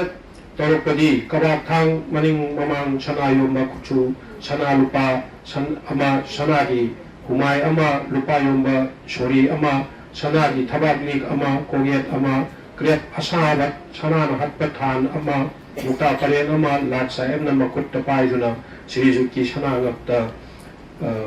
हापलावदा सलामी तौदुना पोपुनमा अदु पिए लमाई चमरीग कोमाथोय मतंग असी सना का मासिना सिंलांगुना जुगराज सुरचंद्रगी मजाइबे मा सना तुंगीबो नोंगाई थेमसा मनिक चांद लोंगलबगी दमुक्ता अवोंग तमना मफी मोर मपोट मरल खोंजिन तासिलकवा द निंगसिंगीबनी सना तुंगीबो मैरांग थेमदा नोंगाई थेमदा थाजनबा सिल्लाउदा मासनासु हक्थेनना यावखी लोइनना महांगना लुना तौचबी मसुनुपीगी अफाबो ओइनबा फजनबा तखंजगी हाइबदु तागले निंथोंग मचिन मनांगसिंगी कोनुंगी लांड उपाय लेजद्रब सूर्यचंद्रना पॉलिटिकल एजेंट की मनाक्ता चिंचिन लैखीबगी मतंगदा सूर्यचंद्रना कलकत्ता लोंग्रिगी मतम महाभारत सरकार की एजेंट ग्रीनवुड साहित्य मनाक्ता चिंचिन लैरी नोबेल की लमाई निपुतम असुमना येगरी मतंग असि चथारो कुंबाबदा असुमना इरी श्री मयाबु महाराज सूर्यचंद्र को सिंगले लंथाबदी साहित्य बांग्लादेश संखिए लमाई चमरी के मरफू लान हरक इबन निथोंग मचिन मनाव सिंगा मायक नदुना लांथेंगलबगी महत्ता पॉलिटिकल एजेंट की मनाक्ता चंगदुना चंगजफम थी खिबगी मतांगनी नोबेल असिदा मतांग असि पुसिलाइबे वफमदी सनातमीगी थमोइदा मपाबुंगना निंथौफमदगी मपाबुंग निंथौफमदगी लौथोकपा निंथोंग मचिन मनाव सिंगी मनुंगदा अमगा अमगा यानरक्तबदगी लान होबा असिना सिंबा कया असि सनातमीना मागना पामजखिदे लोइनना माकी मतमोइदा निंगमदबगी अकनबा सैना अमकक मतम पुनौक्ता लोइना दुन लैकी सूर्यचंद्रना निंथौफम थादोकलमलगा मणिपुर थादोक्तुना तीर्थ चतख्रगे हाइना खनखिबगी मतांगना नोबेल की लमाई निफु तरुक्ता असुमना अमुकसु थारी अंग चंग ताबनी कलकत्ता चलगा बारलाट का वा खरा ngangadanaदी असिदा लैबा असि थोइना कानफम खंग्रे श्रीदो गोविंदगी थौजान फावो हाइबा लाइबक लैत्रबदी इपा तीर्थ चतख्रगे अमुक हलकलारोय अनको मतंग असि सनातमीना मपाबुंगु गुनगदा मपाबुंगना मवोंदा फोंदोखिबो वफमनी अदुगा सूर्यचंद्रना तीर्थ चतखिबे मतंग अदु सैथारो कुंबाबगी लमाई समरीगा मरफुनी थोइदा असुमना इरी अदु नुमित्ता सिंगले लांथाबदी तीर्थ चतखिए सूर्यचंद्रना तीर्थ चतखिबे खोंचत्ता कलकत्ता चंगुना भारत सरकार ब्रिटिश की मफम दसंगुना महाकु निंथौफमदगी लौथोकपिरे निंथौबम अमुक हंजिनबा ब्रिटिश की मथेंग नीकी महाकी वकत मतुंगिना असम की चीफ कमिश्नर मिस्टर जे.डब्ल्यू. क्लिंटन लागलगा दबा फमदुना टिकेंद्र से कुफानबा होनबदा फाब ngamद्रबा दा अहिंग दलोना टिकेंद्र की युमद नोंगै कापसिनबा अमदी मणिपुर की लामीगा नोंगै कापनबा क्लिंटन की कांगुना सरेंडर तौबा अमदी साइड मंगा हालोरबा तुंगदा ओइरक्पा फिबंगी मतांग नोबेल दा सुमना थारी को कोइरेंगी युमद नोंगै कापसिलकपदगी वहौ ओइदुना मैतै ब्रिटिश का नोंगै कापनखिबा अमदी साइड हापा थौदोकसिंगी मतुंगिना लेबाक मियामना लानी थौरान तौबा होक्रबनी मपोट मचै थैनबा होख्रे अंगांग नुबी थैनबा होख्रे अनको मतंग असि चैथारो कुंबाबदसु इदुना यावरी अदुगी नोंगानदना पुंग अमो लैरिंगदा सायबना सिपाइ लोइनदा नोंगै कापलारे लमाई चमरी का मरफु मरी अदुगा साइ मंगा हातखिबा अदुगुना सुमना इरी साइ मंगा पेंगुन अमा तरु अमगदी तरुकमा उत्रामांगा हाले लमाई चमरीगा मरफु मंगा मरफु तरु टिकेंद्र की संगाइना नोंगै कापसिनबदा मियोय कया अशोक ओपन नंकी नुपी अंगांग कया सोखी वरालाना नोंगै कापसिनबा अमदी मिसों कया अशोक अपन नंगन खिबगी विचार तौबदा ब्रिटिश मरा लैरे हाइदुना कंगला उत्रामांगा हातखिबनी British Manga Harvey Wahoudok Manipur British Kimaka Polavada British Kimaka Land Hawi Haiduna. Bisa Toguna Tikendra Jipu Pasi Toguna Hakibagi Hakibu Nobel Lamai Yankai Taluk Tapali. Manipur Mika Ponkaru Matung Chana Kaitel Paida Punda Maton Ibu Tikendra Zip Tikendra Biasina Zubras Pasi Tokiba Numita Sana Tomina Matonga Arabuna Kiba Numitu Mamita Sanction Uragi Pinko. Wapama Secy Kumbaba Sumay Chang Idra Yawi Kala to the Sana Kaitel Paida Punda Manao Ibu Koyang Zubrasni Kanga Tulina Ham Mezorde Aniva Pasi Tawe Lamai Samanga Sandopiti Marashi Masani Popul Sandana Nito Whatever Matamda Zubras Oikiba Koyang Tangal Zare Anivu Mara Lady Haiduna Mia Magda Putover Pasi Toguna Hakiba Todu Aduni Manipur Lokshin Labida Michael Om Dagi Landara British Lamina Manipuri Konung Lokshin Labada Konunga Cheneva Manipuri Lamishin of Konunga Tona Wana Kiwi Matangu Nobel Tare Subatagata Suna Thari Hanakana Hona Kivani Maitai Lamina Apapatava Ashwana Kanba Loina Sontora Kivani Nake Haina Asumna Matana Eva Maitai Lamishin of Malaya Kitamak Shiva Changuki the Kutan Lava British Lamiga Lantina Pigiva Tangu Chataro Kumbaba the Show Asumna Iduna Yawi God Lanzava Machin the Yamna Kamne Shipai Masa Nake Havami Yankaimarum No Poklam Sanguna Kapnari Lamai Samrika Maputaret Malfunipan British Manipur British ki Makota Maitiro Tunda Manipur Gilana Chubli British Pashin Yibabu Nobel Gilamai Umbirat Mapanda Suna Yegri Hojiki Tashengle Manipur Gining Togi Bor Sahib Mana Kangada Pampam Siana Pamli Wapam Masi Kumbabadan Asum Iduna Yawi Bor Sahib na Mamashi Jagi Sangai de Laye Metai Gining Togi Bor Sahib na Oye Lamai Samri Gamal Kidramana Aduga Kulasandra Tangal Amadi Koyang Singbu British na Pakibo Nobel Asum Nahari Matang Pautai Nasi Kulasandra Pakhe Tangal Masana Yano Pale Koyang Toksom Dewan Yum de Pare Lamai Umputraga Mapan Koyang Paki Matang Adu Kumbara the Sosum de Iduna Yauri Adu Nobet Manao Ibuna Zubraj was Sinjamay Matak Toksom Dewan Mayum de Pare Lamai Samariga British na Maitai ning Togi Amadi Maitai Palaptagi Konglak Pachawol Samu San Iroi Mayam Kaikena Nilam Toguna Yon Givagi Matanga Dusun Novegi Lamai Malfu Marida Sumna Hairi Kande Mina Hainamadi Mayang Bepara Lainaga Mayang the Pushing Hi Hai Char Mayam Nilam Togi Wapam Topamdagi Mayang Bepara Leki Matanga Du Kumbabada So Iduna Yauri Taramapani Tangs and the Maitai ning Togi Sawol San Samu San Iroi Punamak Sana Kaitel the Nilam Tawe Mayang Bepara Yang Laye Lamai Chamanga British Sarkar the Manipur Pula Lokshin Bagi Mota Princely State when a Tamduna Sahi Noriba Angamu Ningto Haki Matang Adu Nobel Asum Yawi Kuide Power Dum Labi Bugansung Jubrazi Masunu Papisat Sahi Taria Chubama Manipur Ginito Oina Sahebna Hable Lamai Mafu Taret Wapam Masi Satara Kumbaba Chu Iduna Yawi Aduda Moirang Temsano na Popa Sursan Kauba Adubu Sahi ni Panda Ningto Chebi Lamai Samanga Ani Ahum Matanga Sina Ningsing Adubadi Nobel Dana Sahi Tare Chuba Mahari Aduga Kumbaba Dana Sahi Tare Sahi Nipan Haina Iriba Sini Sahi Amna Kena Vadinate Sursan Gi Sahi Matanga Si Devendra Kumar Singh Di Sahi Taruk Ni Haina Pali Devendra Kumar Di 2022 Gi Larikta Lamai Malfumanga British Sarkar Sansa from Logo like Rabat Surasandana Kolkata like Kitawi Matanga the Nobel Asum Hari Sarkar the Sansa Karoma 5 Surasandra Single Lantava Kolkata the Nogakre Lamai Malfutare Surasandra Nogaki Bagi Pau to Su Kumbaba the May Lani Iduna Yauri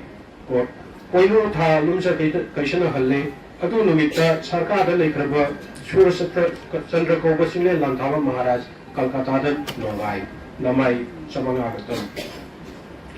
Matamama the Manipur Gilambi Tong Aduki Matik Padam De Hosi Power Patri Havaya at Topi State Sangam Narobadi Adugum Patra Lambi Figumadu Manipur Gilanga Chubli Pai River Maxwell Nashel Shams Havagi Apamadu Nobelgi Tarani Toshuba Matang Lamai Samagadi Putar Tashum the Yegri Nongju Thai Loga Maxwell Impagi Maru Lambi Makansian Nava Tawanto Krabani Nongju Thagi Matung the Manipuri Lambi and the Falam de Maxwell and Lambi Tongaza Shembashi Tangai Patani Kanki and court. Assume the Lambi Pong Chen Saba, Horapati Matang Vasataru Kumbada, assume the Idri court. Masan de Papa Nitwataki Chega Lambi Yogosro Sheme, Lambun Turian Sutong Chaye. And court Lamai Chamaga Tara. Matang is the Novelist, Nabi Tong Shemagi Matang Pusila Yuji. Mapuina, Maxwell, the Sanatomiga, Anida Unaduna Sakasaka Unaduna Wari Shara, Matunda. Maxwell, Sumasumana,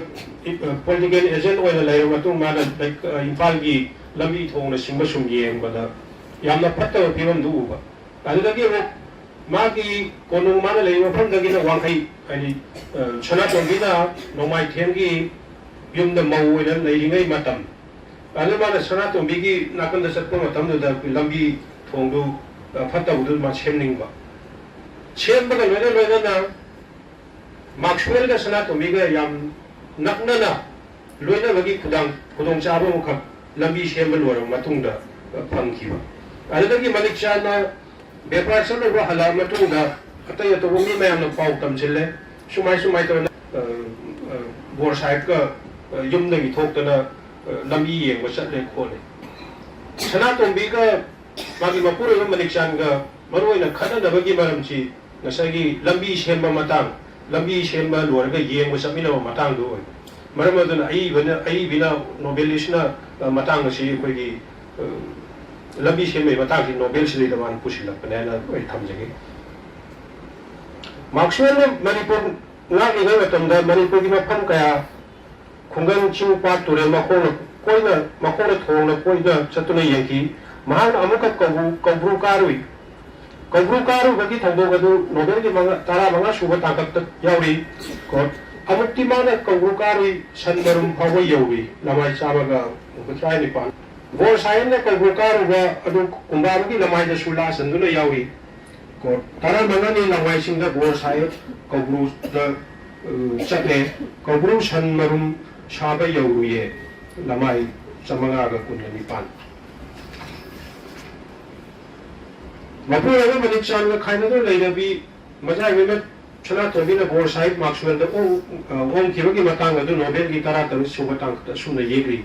Wawa Launari, Narang Gantara, Marini Yum Sakesha, Numita, Manipurgi Bors, Hype Maxwell, Sursan Regimazai, Vasanato, Bisian Craig.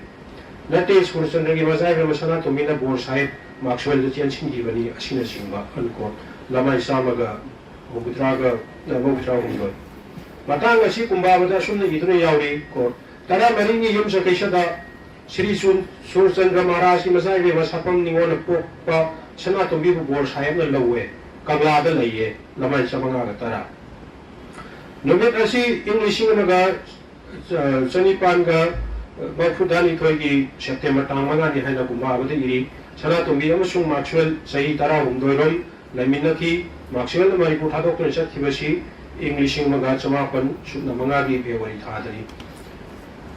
English Naga Samapan, Novitra Mapangi, Mapandagi, English Naga Samapan, Shunamanga, Pawa, Indiagi Paisaro, Oramba, Lord Karjana, the Assam Commissioner, Oramba, Mr. WIAC, Kolkohan, Anina Manipuda, Lamambagi Matangadu, Noveli Kunchuba Tangata, Suna, Tari, Borlat, Tunglare, Assam Commissioner, so Loinari, Sipashi of the Loinari, Lamai Saniga, Taramari. Baisra the Manipur, Tungaki Matanga, Kumbawa, Sumna Iri, God. Marini Ira, the Lat Sayaka, Saitara, Hundoga, Puntara Matota, the Tunglay, Lamai, Chamanaga, Kutrani Ban. Manipur Tunglani, Baisra, Boyan, and Makal, Materi Kumaka, Tokipa Matanga, the show, Nadella, Sumna Yegli, Kumai Hikari, Maxwell Latunga, Lona Sindra Tami, Tang Tagi, Laiteng, Jaboi, Chabon Kanjay, Jaboi Ras, Yang, Lamai, Saniga, Taramitoy. Aduga Kari Kumato, Kibaka Hari Matanga, Seitara Kumbavata, Asumni Iri, God. Lord Chabon Kanjay, Boma, Lamjen, Kochava, Sinasimo Kumay on the Tawe, Matiki and the Papi, I think the Jabon Kubat Ishay, Hagi, the Singa Kumay Tawe. lamai chamanga kuthani pan kuthama pan Baisara ne Manipur da namit kharani leram laga Myanmar ronda chakhibagi wafam su Nobel ki kunchuba tagatta sumna yauri ko nini humni leraga barlat Burma tan chakhri lamai chani ga tarani pan wafam asi kumbar da sumna iri ko nipani napa ko da lat sahib kabor da sakhiye ko lamai chamanga ga kuthama pan Nobel ki kunita suga tagatta sana to bina jagoi ni taras ni katuna residency ki sumanga jagoi shatimi matanga sumna thari toya to na kapna kimia na jagoi shari bi shakli bi gopi ko makap ki hol khuru na tamboning singuna birangi ki sumanga allamana chutudar amadi rajdhani da changuna khurumlam muglaga kanna yamna kapna rakko ubada kumai yoro sahib suna pakat puda loikari ithak thagandi lamai chani ga kunthani toy asumna sana tamina musingduna nitaras hakibagi matanga do saithara kumbam da su idra yauri ko tara mangani jum se keshada bor saki bangla mamang manda khandula sana tamina makok singduna nataras sani lamai chamanga gani futaro Manipur singna shoto sahib aina khangaba assistant superintendent igum mai thara bagi wafan Nobel ki kon longdai shuba tagatta suna yegri narang ahin shoto sahib ki yum mai tharam le andak kathala mai thabasi anirak shubani ko lamai chani ga kunthani toy shoto sahib ki yum mai tharam bagi thawdo asi dagini Manipuri itihas ta ahno pilan thokri badu aduga Nobel asi ki wari paring gana thawdo asi na maram warga Maxwell Manipur ki transfer thawdo ki achaw maram mo oiri Maxwell na Manipur ki transfer tokhiba ga loina mahak kasna tomiga lathak nabagi maram su oiri maram madula yumnai tharagi thobo asina Nobel gi wari paring da sar da promoga kani thobo wasi sasaran chathara kumar da su la sandula yauri ko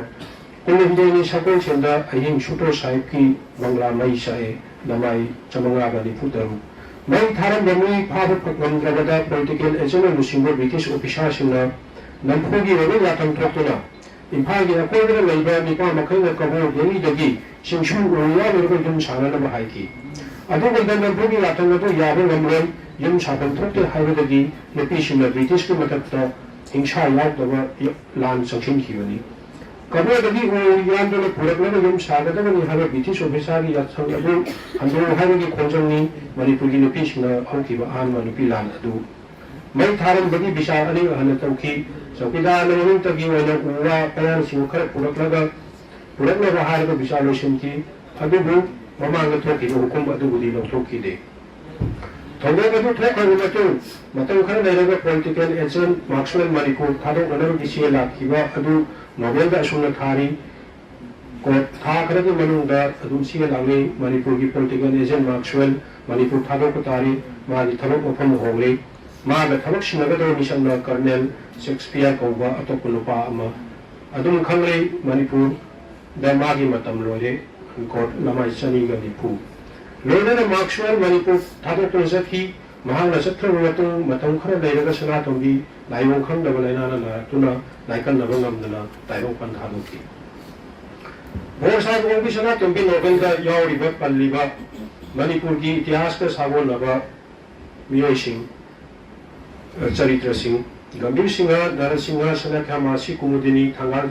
Menjo, Chandrakriti, Songthahal, Kauleswari, Tharak Shana, Makau Shana, Amu Shana, Pandeng Shana, Mary Shalunga Shana, Thadoi Shana, Surasandra,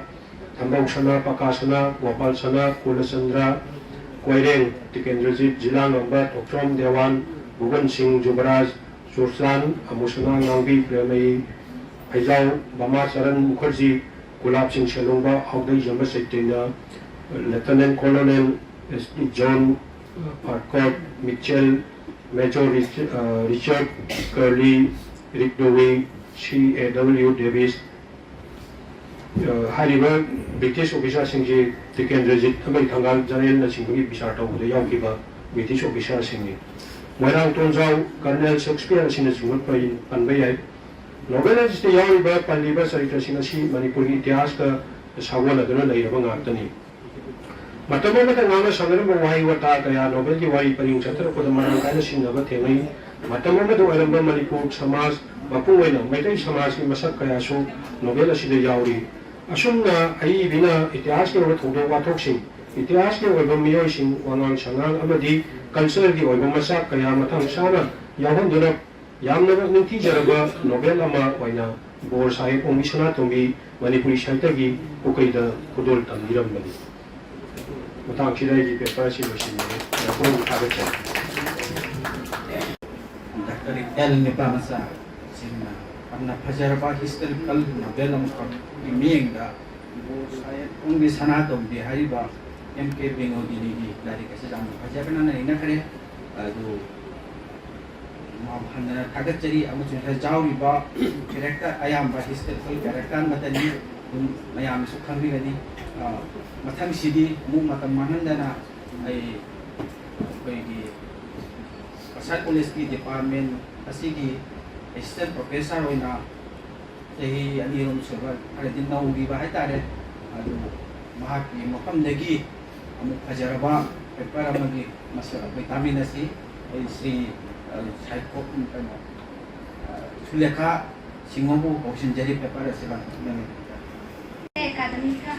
khutsamnaraga Manipuri Department Cachar College Silchar Sinja Langga Duna pangthokhre Symposium Secy Mayai Tangbal Linching Diriba Ozadi Mithungsing Kok Monjari Loina na Oza Devendra Kumar Devesh Regional Secretary Oza N.Kirankumar Singh Convener Manipuri Advisory Board Amati Oza P.H. Biswanath Singh Member Manipuri Advisory Board Sahitya Akademi Mafam Dasu Kok Monjari Loina na Mang the Linching Diriba Ate College Segi Lenbi Rakpa Oza Guru Chinamati Ima Ibel Timbi Bamiyakuna Bemkum Dasu ekaikhumnaba Upagaroina na Kok Monjari Aigi ngasi paper sigi mingthonba Tobigi uponas ching the sati inile amadi lamjada jauriba chaitra chinggi masak Tobi's depiction of characters in the novel ching the sati inile and lamja Tobi debi Manipuri Sahitya da dochu bi makhung hum haina khamnaba ibi ahumi manungda ahanba uponas ibini Tobi khizda kung lisima tampan Kungi January tarik amada koi Tobigi apokpa Bangalini Ming Devendra Kumar Devesh kauri aduga pokpigi minang khamlang ningon khuman kauri aibi asi ningthau palingi channabi jati landuna lona lenabagi athing atu thugaduna poklakhibani matamduda nupisina larik tamba thoina channaramde amadi maru oina launaramde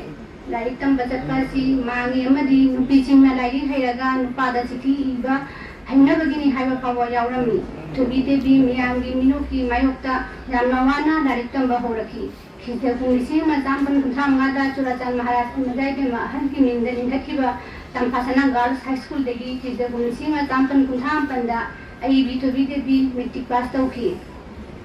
aibi se metric pass tawba matungda ikui dana pirol ka kana arts and craft ta kirani oina thabak tawba hoki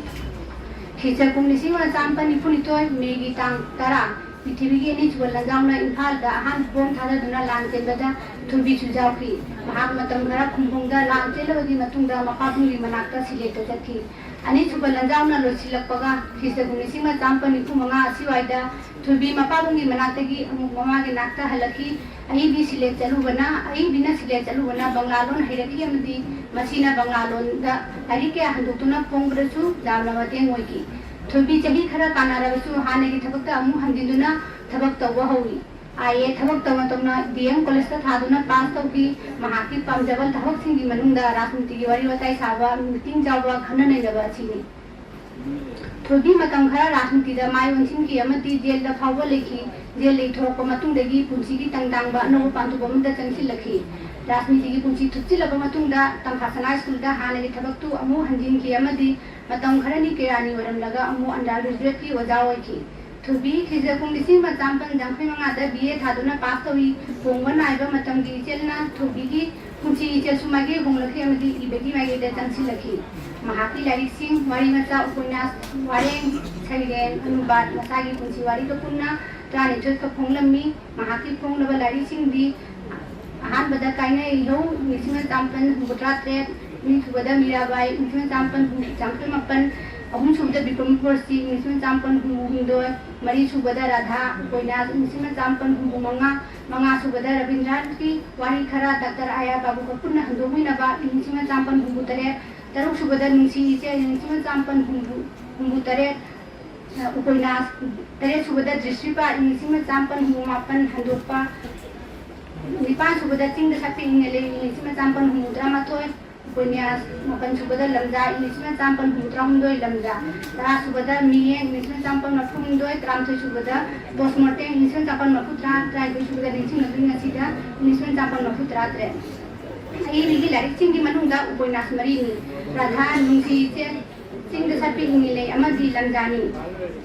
Manipuri Sahitya da Thubigi Famdi Upoinastani Thubi District Handopagi Dama Sahitya Akademi New Delhi na Anuva Sahitya ki mana piki amadi postmortem haba wari mata lagi kasi dasu State Kala Academy Award fees da kumisi matampan maputra ngada phangi mahagasi Sahitya ki sanstha ke agi member hoy batana tana sansthan ke aga kusan narami IBSC Writers Forum lingkapada jogo thagang japi batana tana forum ri ahaba president su hoy khirami Kisah komisi macam per Mari Januari tarik amat Thubi thabak te kotha ki Thubi na Manipuri Sahitya tawilba dana si sakhang bo oina kisah komisi macam per Mapum apanda Sahitya Akademi Parishad na Sahitya Bhushan haiba upadesi pituna ekaikhumnaki asi gumba Sahitya ki tang alba IBSC tha thadana kisah komisi gumba misi macam per Maputratru Oktober ki tang apanda taiwan thadoki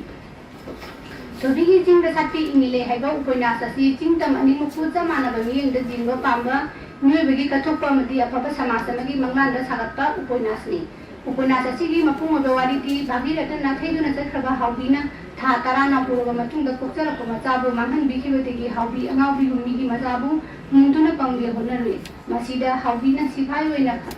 masida haubi hu sifai anina phage tanarakpada bijapati imo bigi manakta chenchi legi matungda imo bana haubi hu angaubi na te khanglaba matungda mayungda buduna leminaki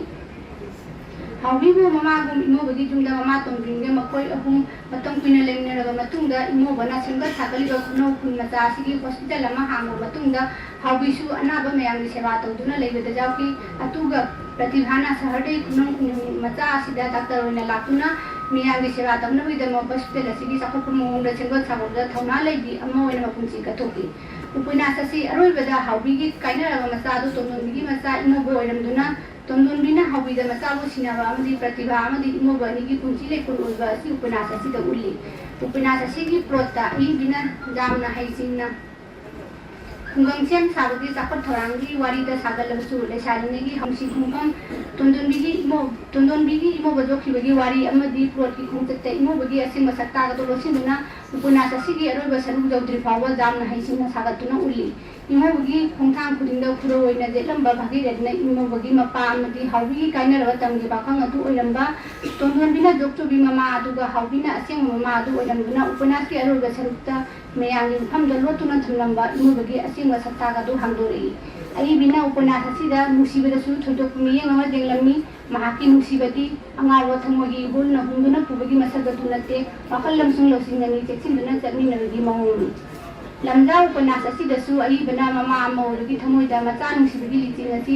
kayamang jam nakan bage haidasi bimolai jeitra sagatuna jiglei upanas asida bimolai punchina serukta phajin hodawa thamoi bulna lamjingduna lukhabi macha premda thawai hakchang kathoki prem lamjigi utungtuga thodongda lekhide amadi bimolai mabukna puriba macha adudi poglaba matungda bimola khanandana mapai motoma macha gi ijet khanimbana bimola gi mane tombigi famda sinaki aduga angang adugi jokpagi kurasu tomalo huni adugu bimolagi mafamdadi manina thedokraba machagi khongul lama phangkhide amadi masabu hingbara haina mathanta naitom kuningda awaba khamduna ningba kaina lenkhirani adugu aroibada bimolana masabu khungjabada samasi mindong maisaki raktaba pot punamangtagi masagi nusibana hena nomal jamba mama amagi thamogi hulasi upanasa sida ulli upanasa sida ibina wari paringasi chamchana ma amagi Mama bagi puni peta sagalai mama bagi thamoida machabu nusibagi marina bimola hinna thawai jawda bamma gum samsami por khudima mahakim phumda nungaiba amatta piba ngaukidrabasu aroibada machabu phumdabada mahau jawdra punchida anuba jening bulaki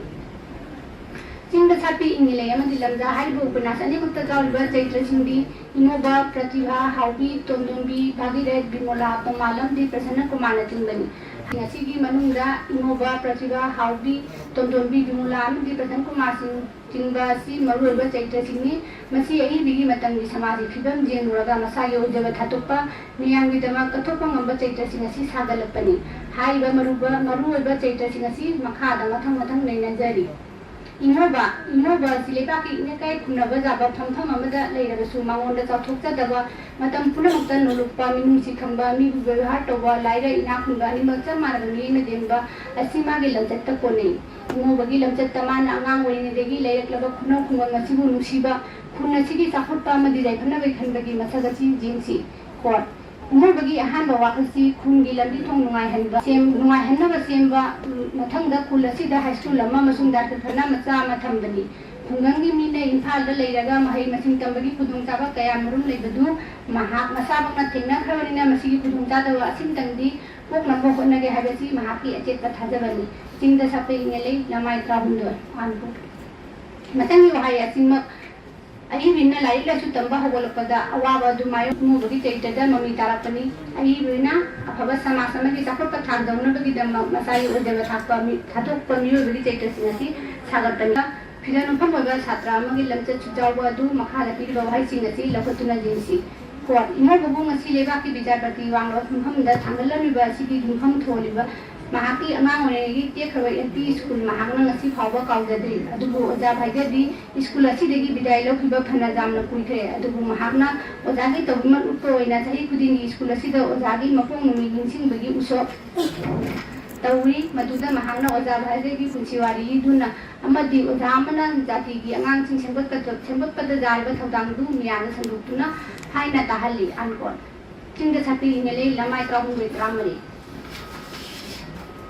mathaki wahai singsida afaba oja amagi tawman utpa samas amagi afaba mioi kaya oja singna senduna hanna jaduna puthorokpa amadi guru sichani gi marakta rainari ba phajarba mari atu hudiki matam sure heninduna phidan phamasi imobagi chaitra sida uthopani aduna imobagumba pukchel sembagi se ina khunba amadi laira ba animapu aingi mamikta chamanabuna jengba siguma mioi kaya manipuri samasa sida lairabadi samasi manungda amukpa leiba kaya asi khara makhai singdokpa gamlagani hadasi aibagi acheta thajabani aduna imugumba minungsi chawba kathokpa ngamba mioising asi aibina asa tawri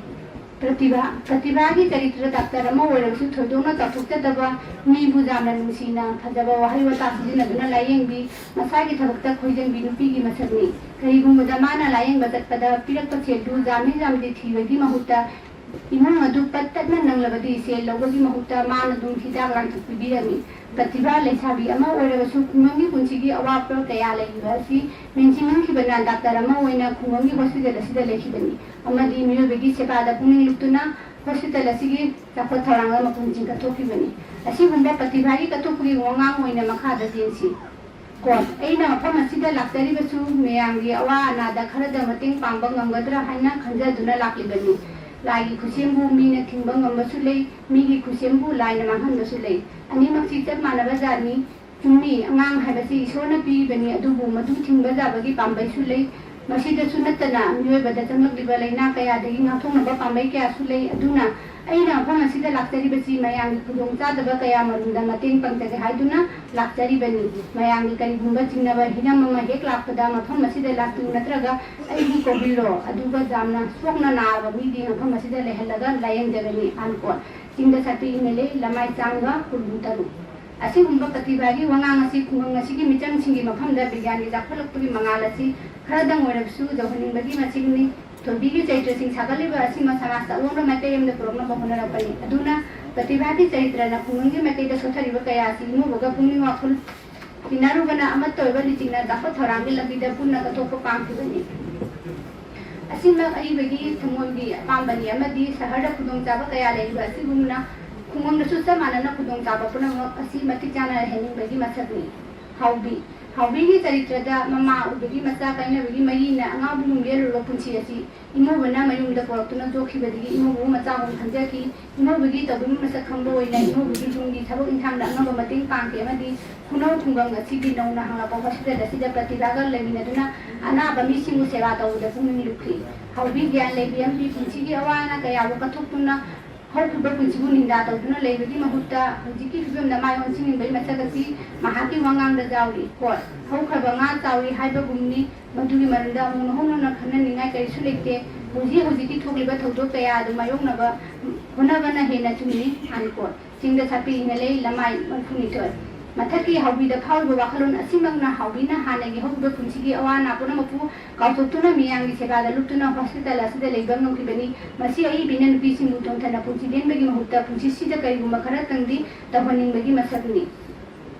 tondonbi ki taita mama ma obagi macha nusibagi masakasi maye sengno go phami tondonbi le sabi ama warbasu mama obagi chap chabi minung si phawduna pa ma masak khangdaba ngang asigi danno masagi bami thadokuna समाज की मिनों मसादगी नथैदुना खुनो खुंगम मसिदा सैतांगुना लेकी असुमना तोंदोमी लेसाबी ओइबगी Mathur कारकपगी अवानु माइपुरंगा तुंगोनेना थमलगा अंगांग अमगी पुंची कनमना heli हाइना लौरिबा फियत असिमक जामना तमजनिंगा ओइबा थुदुना अवांग थाके कथोपगी मसगमनी तोंदोनबी लेसाबी अमा वरबसु mama अमा ओइबगी पुंगिंग इबुल चेलिबिगी मोंगांग असि मखादा जेंसी coat mama amana mama obagi nusiba khawdrabadi mahagadu mama obada matik chadrabani aigi laibakna ngang asigi mama olu hanna tamlaklabadi aigi mahaku thadokpa ngamnaro ankot chingda sapi ngali lamai taniga marfu bifuminga asumna thobida mama amagi punging hulna asumna tondonbida mama amagi punging hulna ngang asigu chamuga doktuna mahinga chingda handuna matik chaba mi ma oira matungda puchel chawa thamoina mataba mama asingba hawbida sina bangamki masi tondonbida puchigi piram tandangai masaga sigi thorapani Bimola ke chaitrada chanu ningola ma oina mama oira matungda masagi maramda tangdang ba ma khangdabana mama obigi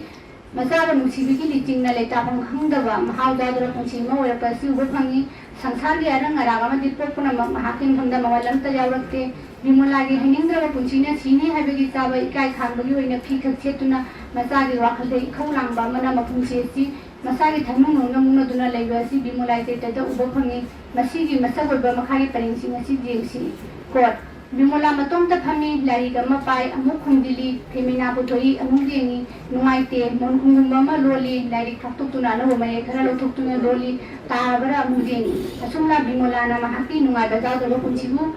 lena na ba done ankot langja lamai tramani asumla bimola gi punchina maha onta tarok tagasi sangsari popunang tegi athudole mazan pakiran khunjabada nungai ba khamudraba punchibu amuk khana nongna mayol chongna ki masi mama obigi thamoida machan usibigi pi obigi thudokpa maguna tujepani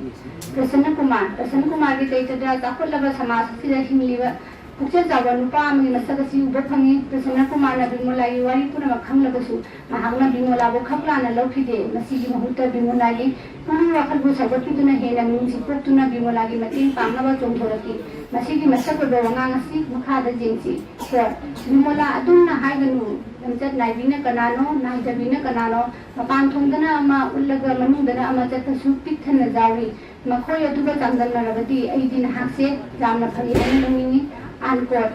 lamja lamai humbu mathoi asumna Prasanna Kumar teitada nupibu matam purota lana lobagi mahutta nupibu sagoti ba amati samaj ki chanabi kyabo onba puramin magi masagasi uba phangi masi magna Prasanna Kumar na matale binupi bimola bo punchi kumro oyena bagi bimolagi mapato malna hairapada harau jakhibani masi ai bigi thamogi pamjaba puchel jawa nupagi masagni asumna Tobina mahaki chaita sinda tarai nite amana pangthokpa ngamdaba langlaba kathokpa ngamdagi magun jawu mioisingna si asata wei masidegi haiba jabadi thobina mari upanasingda thapi ingile amadi lamjani asida kathokpa puchel jawa atumba chatpa minungsi leba mioisingi chaitra kya sagatuna ai be masagi pamjaba wakhalina du chaitra singda pathinduna utholakpani masi thabigi thamoigi apambadu mahaki upanasingda mamphawna hanbani thobigi upanasi top masagamadi asengba punchida thokpa thodo wathoksing adu mahaki chaitra singda mami tahanbani samna hairabada Prasanna Kumar hairuba chaitra gi ming asima thobigi apopagi mamingni asumna thobina mahaki chaitra sing asida mahaki punchigi thodoksinga jamna nakna amadi upanasi wari jamna chamna laina sagatuna miyang mafamda puthurai masimangna thobi devi manipur saitada upanasi bi amagi afam kanduna leibani kuisingare aloibada amuka hanna ekaikhumnaba ai kham na mayam bu ai sia tawjarage ai khangja da mani oja kiranda Symposium is a conference or meeting to discuss a particular on the matters ꯀꯔꯤꯒꯨꯝꯕ ꯊꯤꯝ ꯑꯃꯗ ꯅꯠꯇ꯭ꯔꯒ ꯀꯩꯅꯣ ꯑꯃꯗ ꯑꯩꯈꯣꯏꯅ ꯉꯁꯤ ꯂꯧꯖꯔꯤꯕꯁꯤꯁꯨ particular ꯑꯣꯏꯅ matter government ꯅꯣꯕꯦꯂꯤꯁ ꯃꯥꯒꯤ different aspect different ꯔꯥꯏꯇꯔꯒꯤ ꯊꯤꯝꯗꯨ ꯑꯗꯨꯅ ꯃꯁꯤꯒ ꯔꯤꯁꯣꯔꯁ ꯄꯥꯔꯁꯟ ꯑꯣꯏꯅ ꯑꯦꯀꯥꯗꯦꯃꯤꯁꯤꯌꯟ ꯑꯣꯏꯅ ꯁꯤꯗ ꯁꯔꯨꯛ ꯌꯥꯔꯤꯕ ꯑꯩꯒꯤ ꯑꯣꯏꯗ ꯖꯦꯠꯇ ꯐꯝꯃꯤꯕ ꯄꯨꯝꯅꯃꯛ ꯑꯁꯤ ꯑꯩꯈꯣꯏ ꯀꯣꯂꯦꯖꯇ ꯑꯣꯖꯥ ꯑꯣꯏꯔꯤꯕ ꯃꯇꯤꯛ ꯆꯥꯔꯕ ꯉꯥꯛꯇꯅꯤ ꯑꯗꯣ ꯃꯈꯣꯏꯅ ꯄꯦꯄꯔꯗ ꯑꯁꯤ ꯄ꯭ꯔꯖꯦꯟ ꯇꯧꯕꯗ ꯊꯣꯏꯗꯣꯛꯅ ꯁꯣꯏꯔꯝꯒꯅꯤ ꯍꯥꯏꯕꯁꯨ ꯑꯩ ꯊꯥꯖꯗꯦ ꯌꯥꯝꯅ ꯐꯖꯅ ꯄ꯭ꯔꯖꯦꯟ ꯇꯧꯔꯦ ꯂꯧꯖꯒꯅꯤ ꯑꯗꯨꯒꯤꯗꯃꯛꯇ ꯑꯩꯒꯤ ꯑꯣꯏꯗ ꯖꯦꯠꯇ ꯐꯝꯃꯤꯕ ꯑꯩ ꯄꯦꯄꯔꯒꯤꯗ ꯃꯔꯤꯃꯛꯄꯨ ꯍꯟꯅ ꯍꯟꯅ ꯊꯥꯒꯠꯆꯔꯤ ꯑꯍꯥꯟꯕꯃꯛꯇꯗ ꯉꯁꯤꯒꯤ ꯄꯦꯄꯔ ꯑꯁꯤꯒ ꯃꯔꯤ ꯂꯩꯅꯅ ꯑꯩꯅ ꯋꯥꯐꯝ ꯈꯤꯇꯪ ꯊꯝꯖꯅꯤꯡꯕꯅꯤ उपन्यास है मैम खंगरे उपन्यास मखल मजाकी नोवेल नोवेला नचिंग मैम लेगे मचा अखोई उपन्यास मैम मनपुर फोम पारे बोरा कंपाक्सु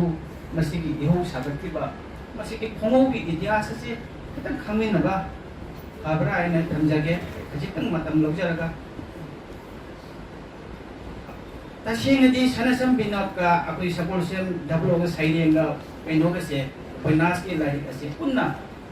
इबेमलगा पन्न कन्न तौरसु अखोई लाइक पुन्ना चही अमदा 1960 ता थोरपनि असिगी ममांगदा इबेमलगी ममांगदा पुक्पजाबो उपन्यास जाना फजराव अमुक प्लेरबि मदुदि कर्माने आई हक आई पुंसिदा याना न थेंगजी के आइबो आइना मणिपुर साहित्य परिषद की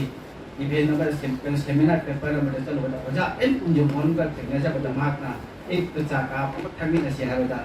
इबुंग मले आई समान तो नलिंगे दा आई छात्र गुनी क्लास 8 तमे के दा अपन कैनोम ख इन तमे आई मसी मती यहली माना इरम्मा मतम दुगी मु काली पेपर सिंदो आई इसामा बस मसी दी जाना फजर बतो को मैंने दी इसामा के रोक तोदा आई पुतक त गुजर की अदुना आई वजह है वजह मसी खुंदोक्पिबचुंग मदराय हाइबा उपन्यास सिगी ममिंग सरसंदा कोनदि पोंगी मसी इगिबा मतम से 1950 तुमाना क्लास 8 तमेबा नोना मतम ममदा लारिक पाबा नोबेल खंदे पाबा अहनसिंग मुगनी खनबा माने असि इबा मतम सिजी इनिदा नत्रकली इनिमान कना लबुकी फिनांग खगी फोंगा पेनोना लौगी केनोसिंगना खगी फोंगांग केनोसिना साबा मतमदा पुलमा पाय नबुकी लौ मरक्ता हाइबा सि तुमिना इगिबा अदुमा सारा संदानी हाइबा सि इची मदा कंटिन्यूअसली 2001 दे 2004 फोंगे अदुकी मतुंगा लारिक ओइना 2005 का सारा संदा से उथया मयाम फंगिरमनी हाइबा से सोशल मतमदुकी सोशल स्ट्रक्चर कैनो सिंगे फंगी अदुना अखोइना हाइनिंगदी कैथुगे any novel any kinds of novel not any kinds of literature अखोइना नोवेल के हाइदी is a pictures of real lifes and manners in which the time it is written मतम मदुगी सोशल स्ट्रक्चर अयामना प्रिंट तौर डिपिक्ट तौर इबा मतनी हाइना इन थमजगे मसिमा अखोइगी अदुगी can Henry जिमना सुहाई मसिग Matanga The main reasons for existence of novel, it does attempt to represent a real life. It does attempt to represent a real life to society. I believe masigani. Adu masagi mayam mana ba akoy novel sing kita historical novels akoy romantic novel ke type ka adogi social based ba adogi non historical novel la ay ahan bada ang jagay man kanogi ke gawai ki oza yan nipa masagi yan nipa masagi historical novel ni sabi oversight on Biswanath Singh sekarang ni baat character character sendiri historical character matani asige siga maru na thokhiba di masiga jam na phajaba role ma mayam tabirangani howdo ye mar chaitanna haiba mukha akoina manipuri modern literature natra kali gumba amakha kon palpo matanda Dr. Kamal Parekam sawa hicha mangal dai ai mayam pang thanjan madi howdo ye mar chaitanna sisu pioneers makoi ki mamang jam na ngalinge je british ipilota leiramba agegi akogi puthobam kaya mai bra kaya amaga lady paliza मखोई अनि से अखोई पनबस जुंगरा या थमजनिंगी हाउदोक young चैतन्य सिना महक like याम इरमी माने इहान हनबा सिलेटिक फोंगा Manipuri printed फोंगा 1899 हाउदोक young चैतन्य ना खंबथबी वाली खाई ngamba मजे के मयाम म इरमे मसे मयाम खंगा बवान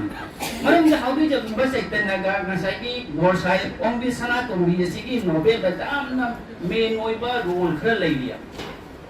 मसी खजितंग अमुक मखा ताना जामना मखा तान पिजलगा उसोपिराबदी ai nungai gani jam phajai hachan biragadi haudoi je bajai tanna se ke to matam madugi jam lai wa hostel overseer oramba british ki wata mani magi mama pa idau sin ne gambi sing haktagi hanjaba mingthogi ababa officer sin post ga na aduna british ki ma se silong haudoi je mati tanna se masa ma silong ga lai tam pan thodo ga ma ji kai to jam na mari leinari badi haudoi je bajai tanna ga borsai ungos na tanna ngasai ki ngamai thiang ongi manisan asina low graba tungda magi nuki se maxwell na low graba madan maxwell and shakespeare ki period ko kon ani se kanyal maxwell ani ki low graba tungda kai do ga dargas iri base kana no an ki hu matam da ise auto je ma chaitan matam adu english kangwa mi sakke only the auto je ma chaitan madan lupa chani ki keno pi wa na adu ke ma se कोई अंडमान निकोबार था अंडमान दा मकाला पानी था तो मायना तौरगा हाइतारे मतलब Manipur दगी maximum तांथोरगा मपांदा कसादा Madhurapur मरोंगपुर मनाता असिगै त मतम खरने लेरमे इसे बस असिगै से मान लारि जाम दिरामी मान मये की मरने थि चलमे अमा मले this is the what about कैनो हाउ टू जम चैतन्य अदुना हाउ टू जम चैतन्य दा बोर साहेब ओंगी सना तुमलिगा हाइबा असिगै से जामना अखोगी मरी लेनबा खरसु लेमाने समझगे मसे कुमले जना हारिबा मगे कैनो सिम लेरे अदु हिस्टोरिकल नोवेल हायगदी अखोइना हिस्ट्री एंड नोवेल की मरते खेनबा करिनो हिस्ट्री जस्ट कमाई स्केल हिस्टोरिकल फैक्ट वे स्केल जन अदुगा आर्ट फॉर्म दा नोवेल हाइबसी तो आर्ट फॉर्म नि आर्ट फॉर्म ओइदिगे जे माइना सागे नोवेल केनो सना पुजादे अदुना कना यम पोस्टा ना सु हाइ माइना नुम हाइबेनी The king died and then queen died. Is a story. Ninthu see that the Maharani city is a story. The king died and then the queen died of grief. Adi nungai tabadegi keno to busmokung chanak padigi adi the plot se lakon. Without plot se kajana lenge ai plot ke matang ya plot se laga madwe the novel se orakton art form da. Aduna akogi any type of novel any the external flow life in time external flow only alive and life by value ani sigi function now external flow the flow sigi koi ki kai noni historical ngai thek koi maban thongi kai ni internal flow sini apoi ki masigi si phajaraga ni masigi se kari ai go novel life si tamu literature ai bitamu apoi ki assamese beji as buta hai adi langa lai payendu lengade ngaraga langu jetumna hajana tauraga mahon san ta no lemba adukumba koi art form ni aduna ngasagi leiniba asida akoi gi novel siga akoi na aspect ti jangna ko phange ai ngasi ge kai no chinga paper ida yan thamjani badi aspect ma gi lamdang sindi akoi ni effect lamdang sin ba aesthetic sense of beauty art form the leiniba dudi kujan maduga wan art from the phajari ba masaka do scientific scientist amagi masaka jaw no phajaba mas sidu kara dukha leina thambi na ba aina hanan ai nising jadi masini ajko gi kaino leini bam kaino se adu ngasai gi koi gi kaino da ai kaino da wam ta thamjage akoi gi akoi gi ai baru na borak tempat ko lam jaga Assam na maru na ajarage novel sigi apoi gi houdokpa sigi apoi na no far apoi na low 1960 hello 1968 gi no upena ngasi phauda taurak na kungi mathak de leire masing dani pikra pestara ka manga ka dharma ka haiba saktam ka haiba kau khaba matam do ka haiba ai amam leire masige ki leire asige je kitang ajaba novel sing kai novel ki mong de leire ba haiba taragadi ai opinion ge wani pandu apa gi thanasam binod ki novel ahum leire मागी इबेमल पामजेदी अनुबा जाचे चंद्रकांता मसुम कलावती अदुगी मतुंगदा साफम बलोकी पंथुम ओजा बोसेसो की का थाजलना अथोपा based on language movement कोई भाषा आंदोलन आइता है 1952 की भाषा आंदोलन अमदी 1971 की इंडिपेंडेंट movement दा सागत पर जुम्पम होइबा इससे मका कल्पना की कइनोना जंगल सागत पर जंगल फजरबा अथोपा हाई बसेजु पाबा जाय असुमुन मयाम अमा लेरे अदुना ngасai asigi manungda mayam asigi manung jai pajara ra masika pm nasna sarta pam birmol laiton jong menung Brahmaputra Valley desu laiton jon nilmani adugi Sudeep Kumar Sudeep Kumar Kolongi isial la kai ba mayam ama legre smai tong nang ngasi apo mata koi gi kano desu asemani gi pandamagi mangla da kai ba mayam ama legre masi akoina ngasi ki platform ngasi ki ai just historical koi ki information of provide ngasi akoina bora bini ki maru oina lei ba koi Nobel ki oi ba kudol singse ngasi ni so ba putla thijal ngasi phajia ba amasung khena ba se koi muthok mina ra gadi amoi he na phajaga tra hai ba ye wakom se ai mayam da thamjage aduga ngasai ki akoi ki kaino da asigumba bora beligi akoi gi nata Assam da leiriba upoinas kunmari manga muki mathak ba leiriba asigi manung da jamna tangna phangriba gi upoinas sika akoi gi jama akoi gi novelist ani khatani hai base amana maidam sanu mensa nasungla ni ngawlo bani ai gi ba mai gi novel masima masi ayam novel sing da aina dum ubo phangjadi akoi gi triangular la platform da akoi gi ai kano da dum samjage कोई मसा ayam pa masa novel singje ai leijai khara de leijai ai collection je tawjai triangular ka fi form da novelist ki form da ni ya puna makti novel ko wa jagadra ai basi is collectionable adu ko jam phajani i basu jawri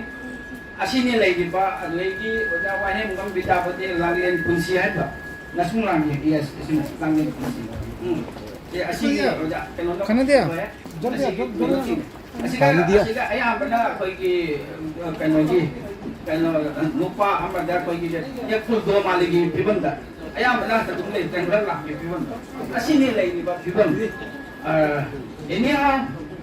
koi ki sina malai le ada yang masih ki matang da yang matang da masih ki namna khajana mayam da nam hopi kara hai na khajai amutong padam pada masih ki manung yo isial sia Haji aesthetic sense of beauty se amu kup na nai na bi na masih kai se amu ke yan na patko bi na ai kono na se thambe na ko ai thamjari loina na ngasi gi koi gi paper sing ji manung ga jamna unique koi ba sense of ba jam anu ba makal ge jana hai ga makal ge ama to ki ba ama ka di unique ba ama ka di fictional autobiography of kana you know ne sai gi Bita Sagar ji kena orang ama oina bol panagi lekang la bol panagi lekang la siga apa ini mayang kangen what is autobiography what is biography mayang kangen apa ini aduh fictional autobiography ama review sama hafsal laga ada live apa sih kayak masih naik masih masih saya ini lady ba interior monologue tak mana season dari ba solidity की मत आगे थे जब उनके लोग monologue अद्विकी introvert character की वो उनका लेने पर elimination आई ना मरो इन थमजनी की eliminations of the past memories मची elimination टाइप की अपने लिटरेचर eliminate और निंशिंग बा की पोंगा अद्विक हमने फंसे अदु अपने की मसीबी सिगा अपने की माना अपने की मुर्दान पढ़े फजारी बदी कहीं तो क्या वो अमक अरोई बजा आई kanoni mana apa ini proses apa ini kano kadang-kadang modulkan lagi tu apa pandan modulkan saya mayam tengah apa ni mayam kena tahu ni aduh wahai ama aduh benda kita sabut di sini jam fajar ni ini kadang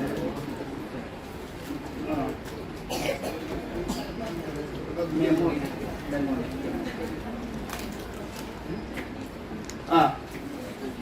Tasih yang nama Manipuri Sahitya fictional autobiography ama Kalau kita kalau panas lekang dah, aduh kan, sige. थोड़ा असुमिना मोरुदान ओइना थमोगी लीला सानारमनि अदुबु थरोसेंगी लेतरनि मोरुदान लेतरबा लेकन ला ओइकी असिदनी अकोइगी फजरिबा अकोइगी बोतना निना मसिगनी अकोइगी literary sense of beauty से मस aesthetic beauty बस थरोसेंगिना मोरुदान ओइना थमोगी लीला सानारमनि अदुबु थरोसेंगी लेतरबदि मोरुदान लेतरबा लेकन ला ओइकी कंपैरिजन व्हाट इज मोरुदान डेजर्ट मोरुदान I Hata with land or lake about like a second literary and one more and Masi Yamaze and then Villa Sabo and Agatari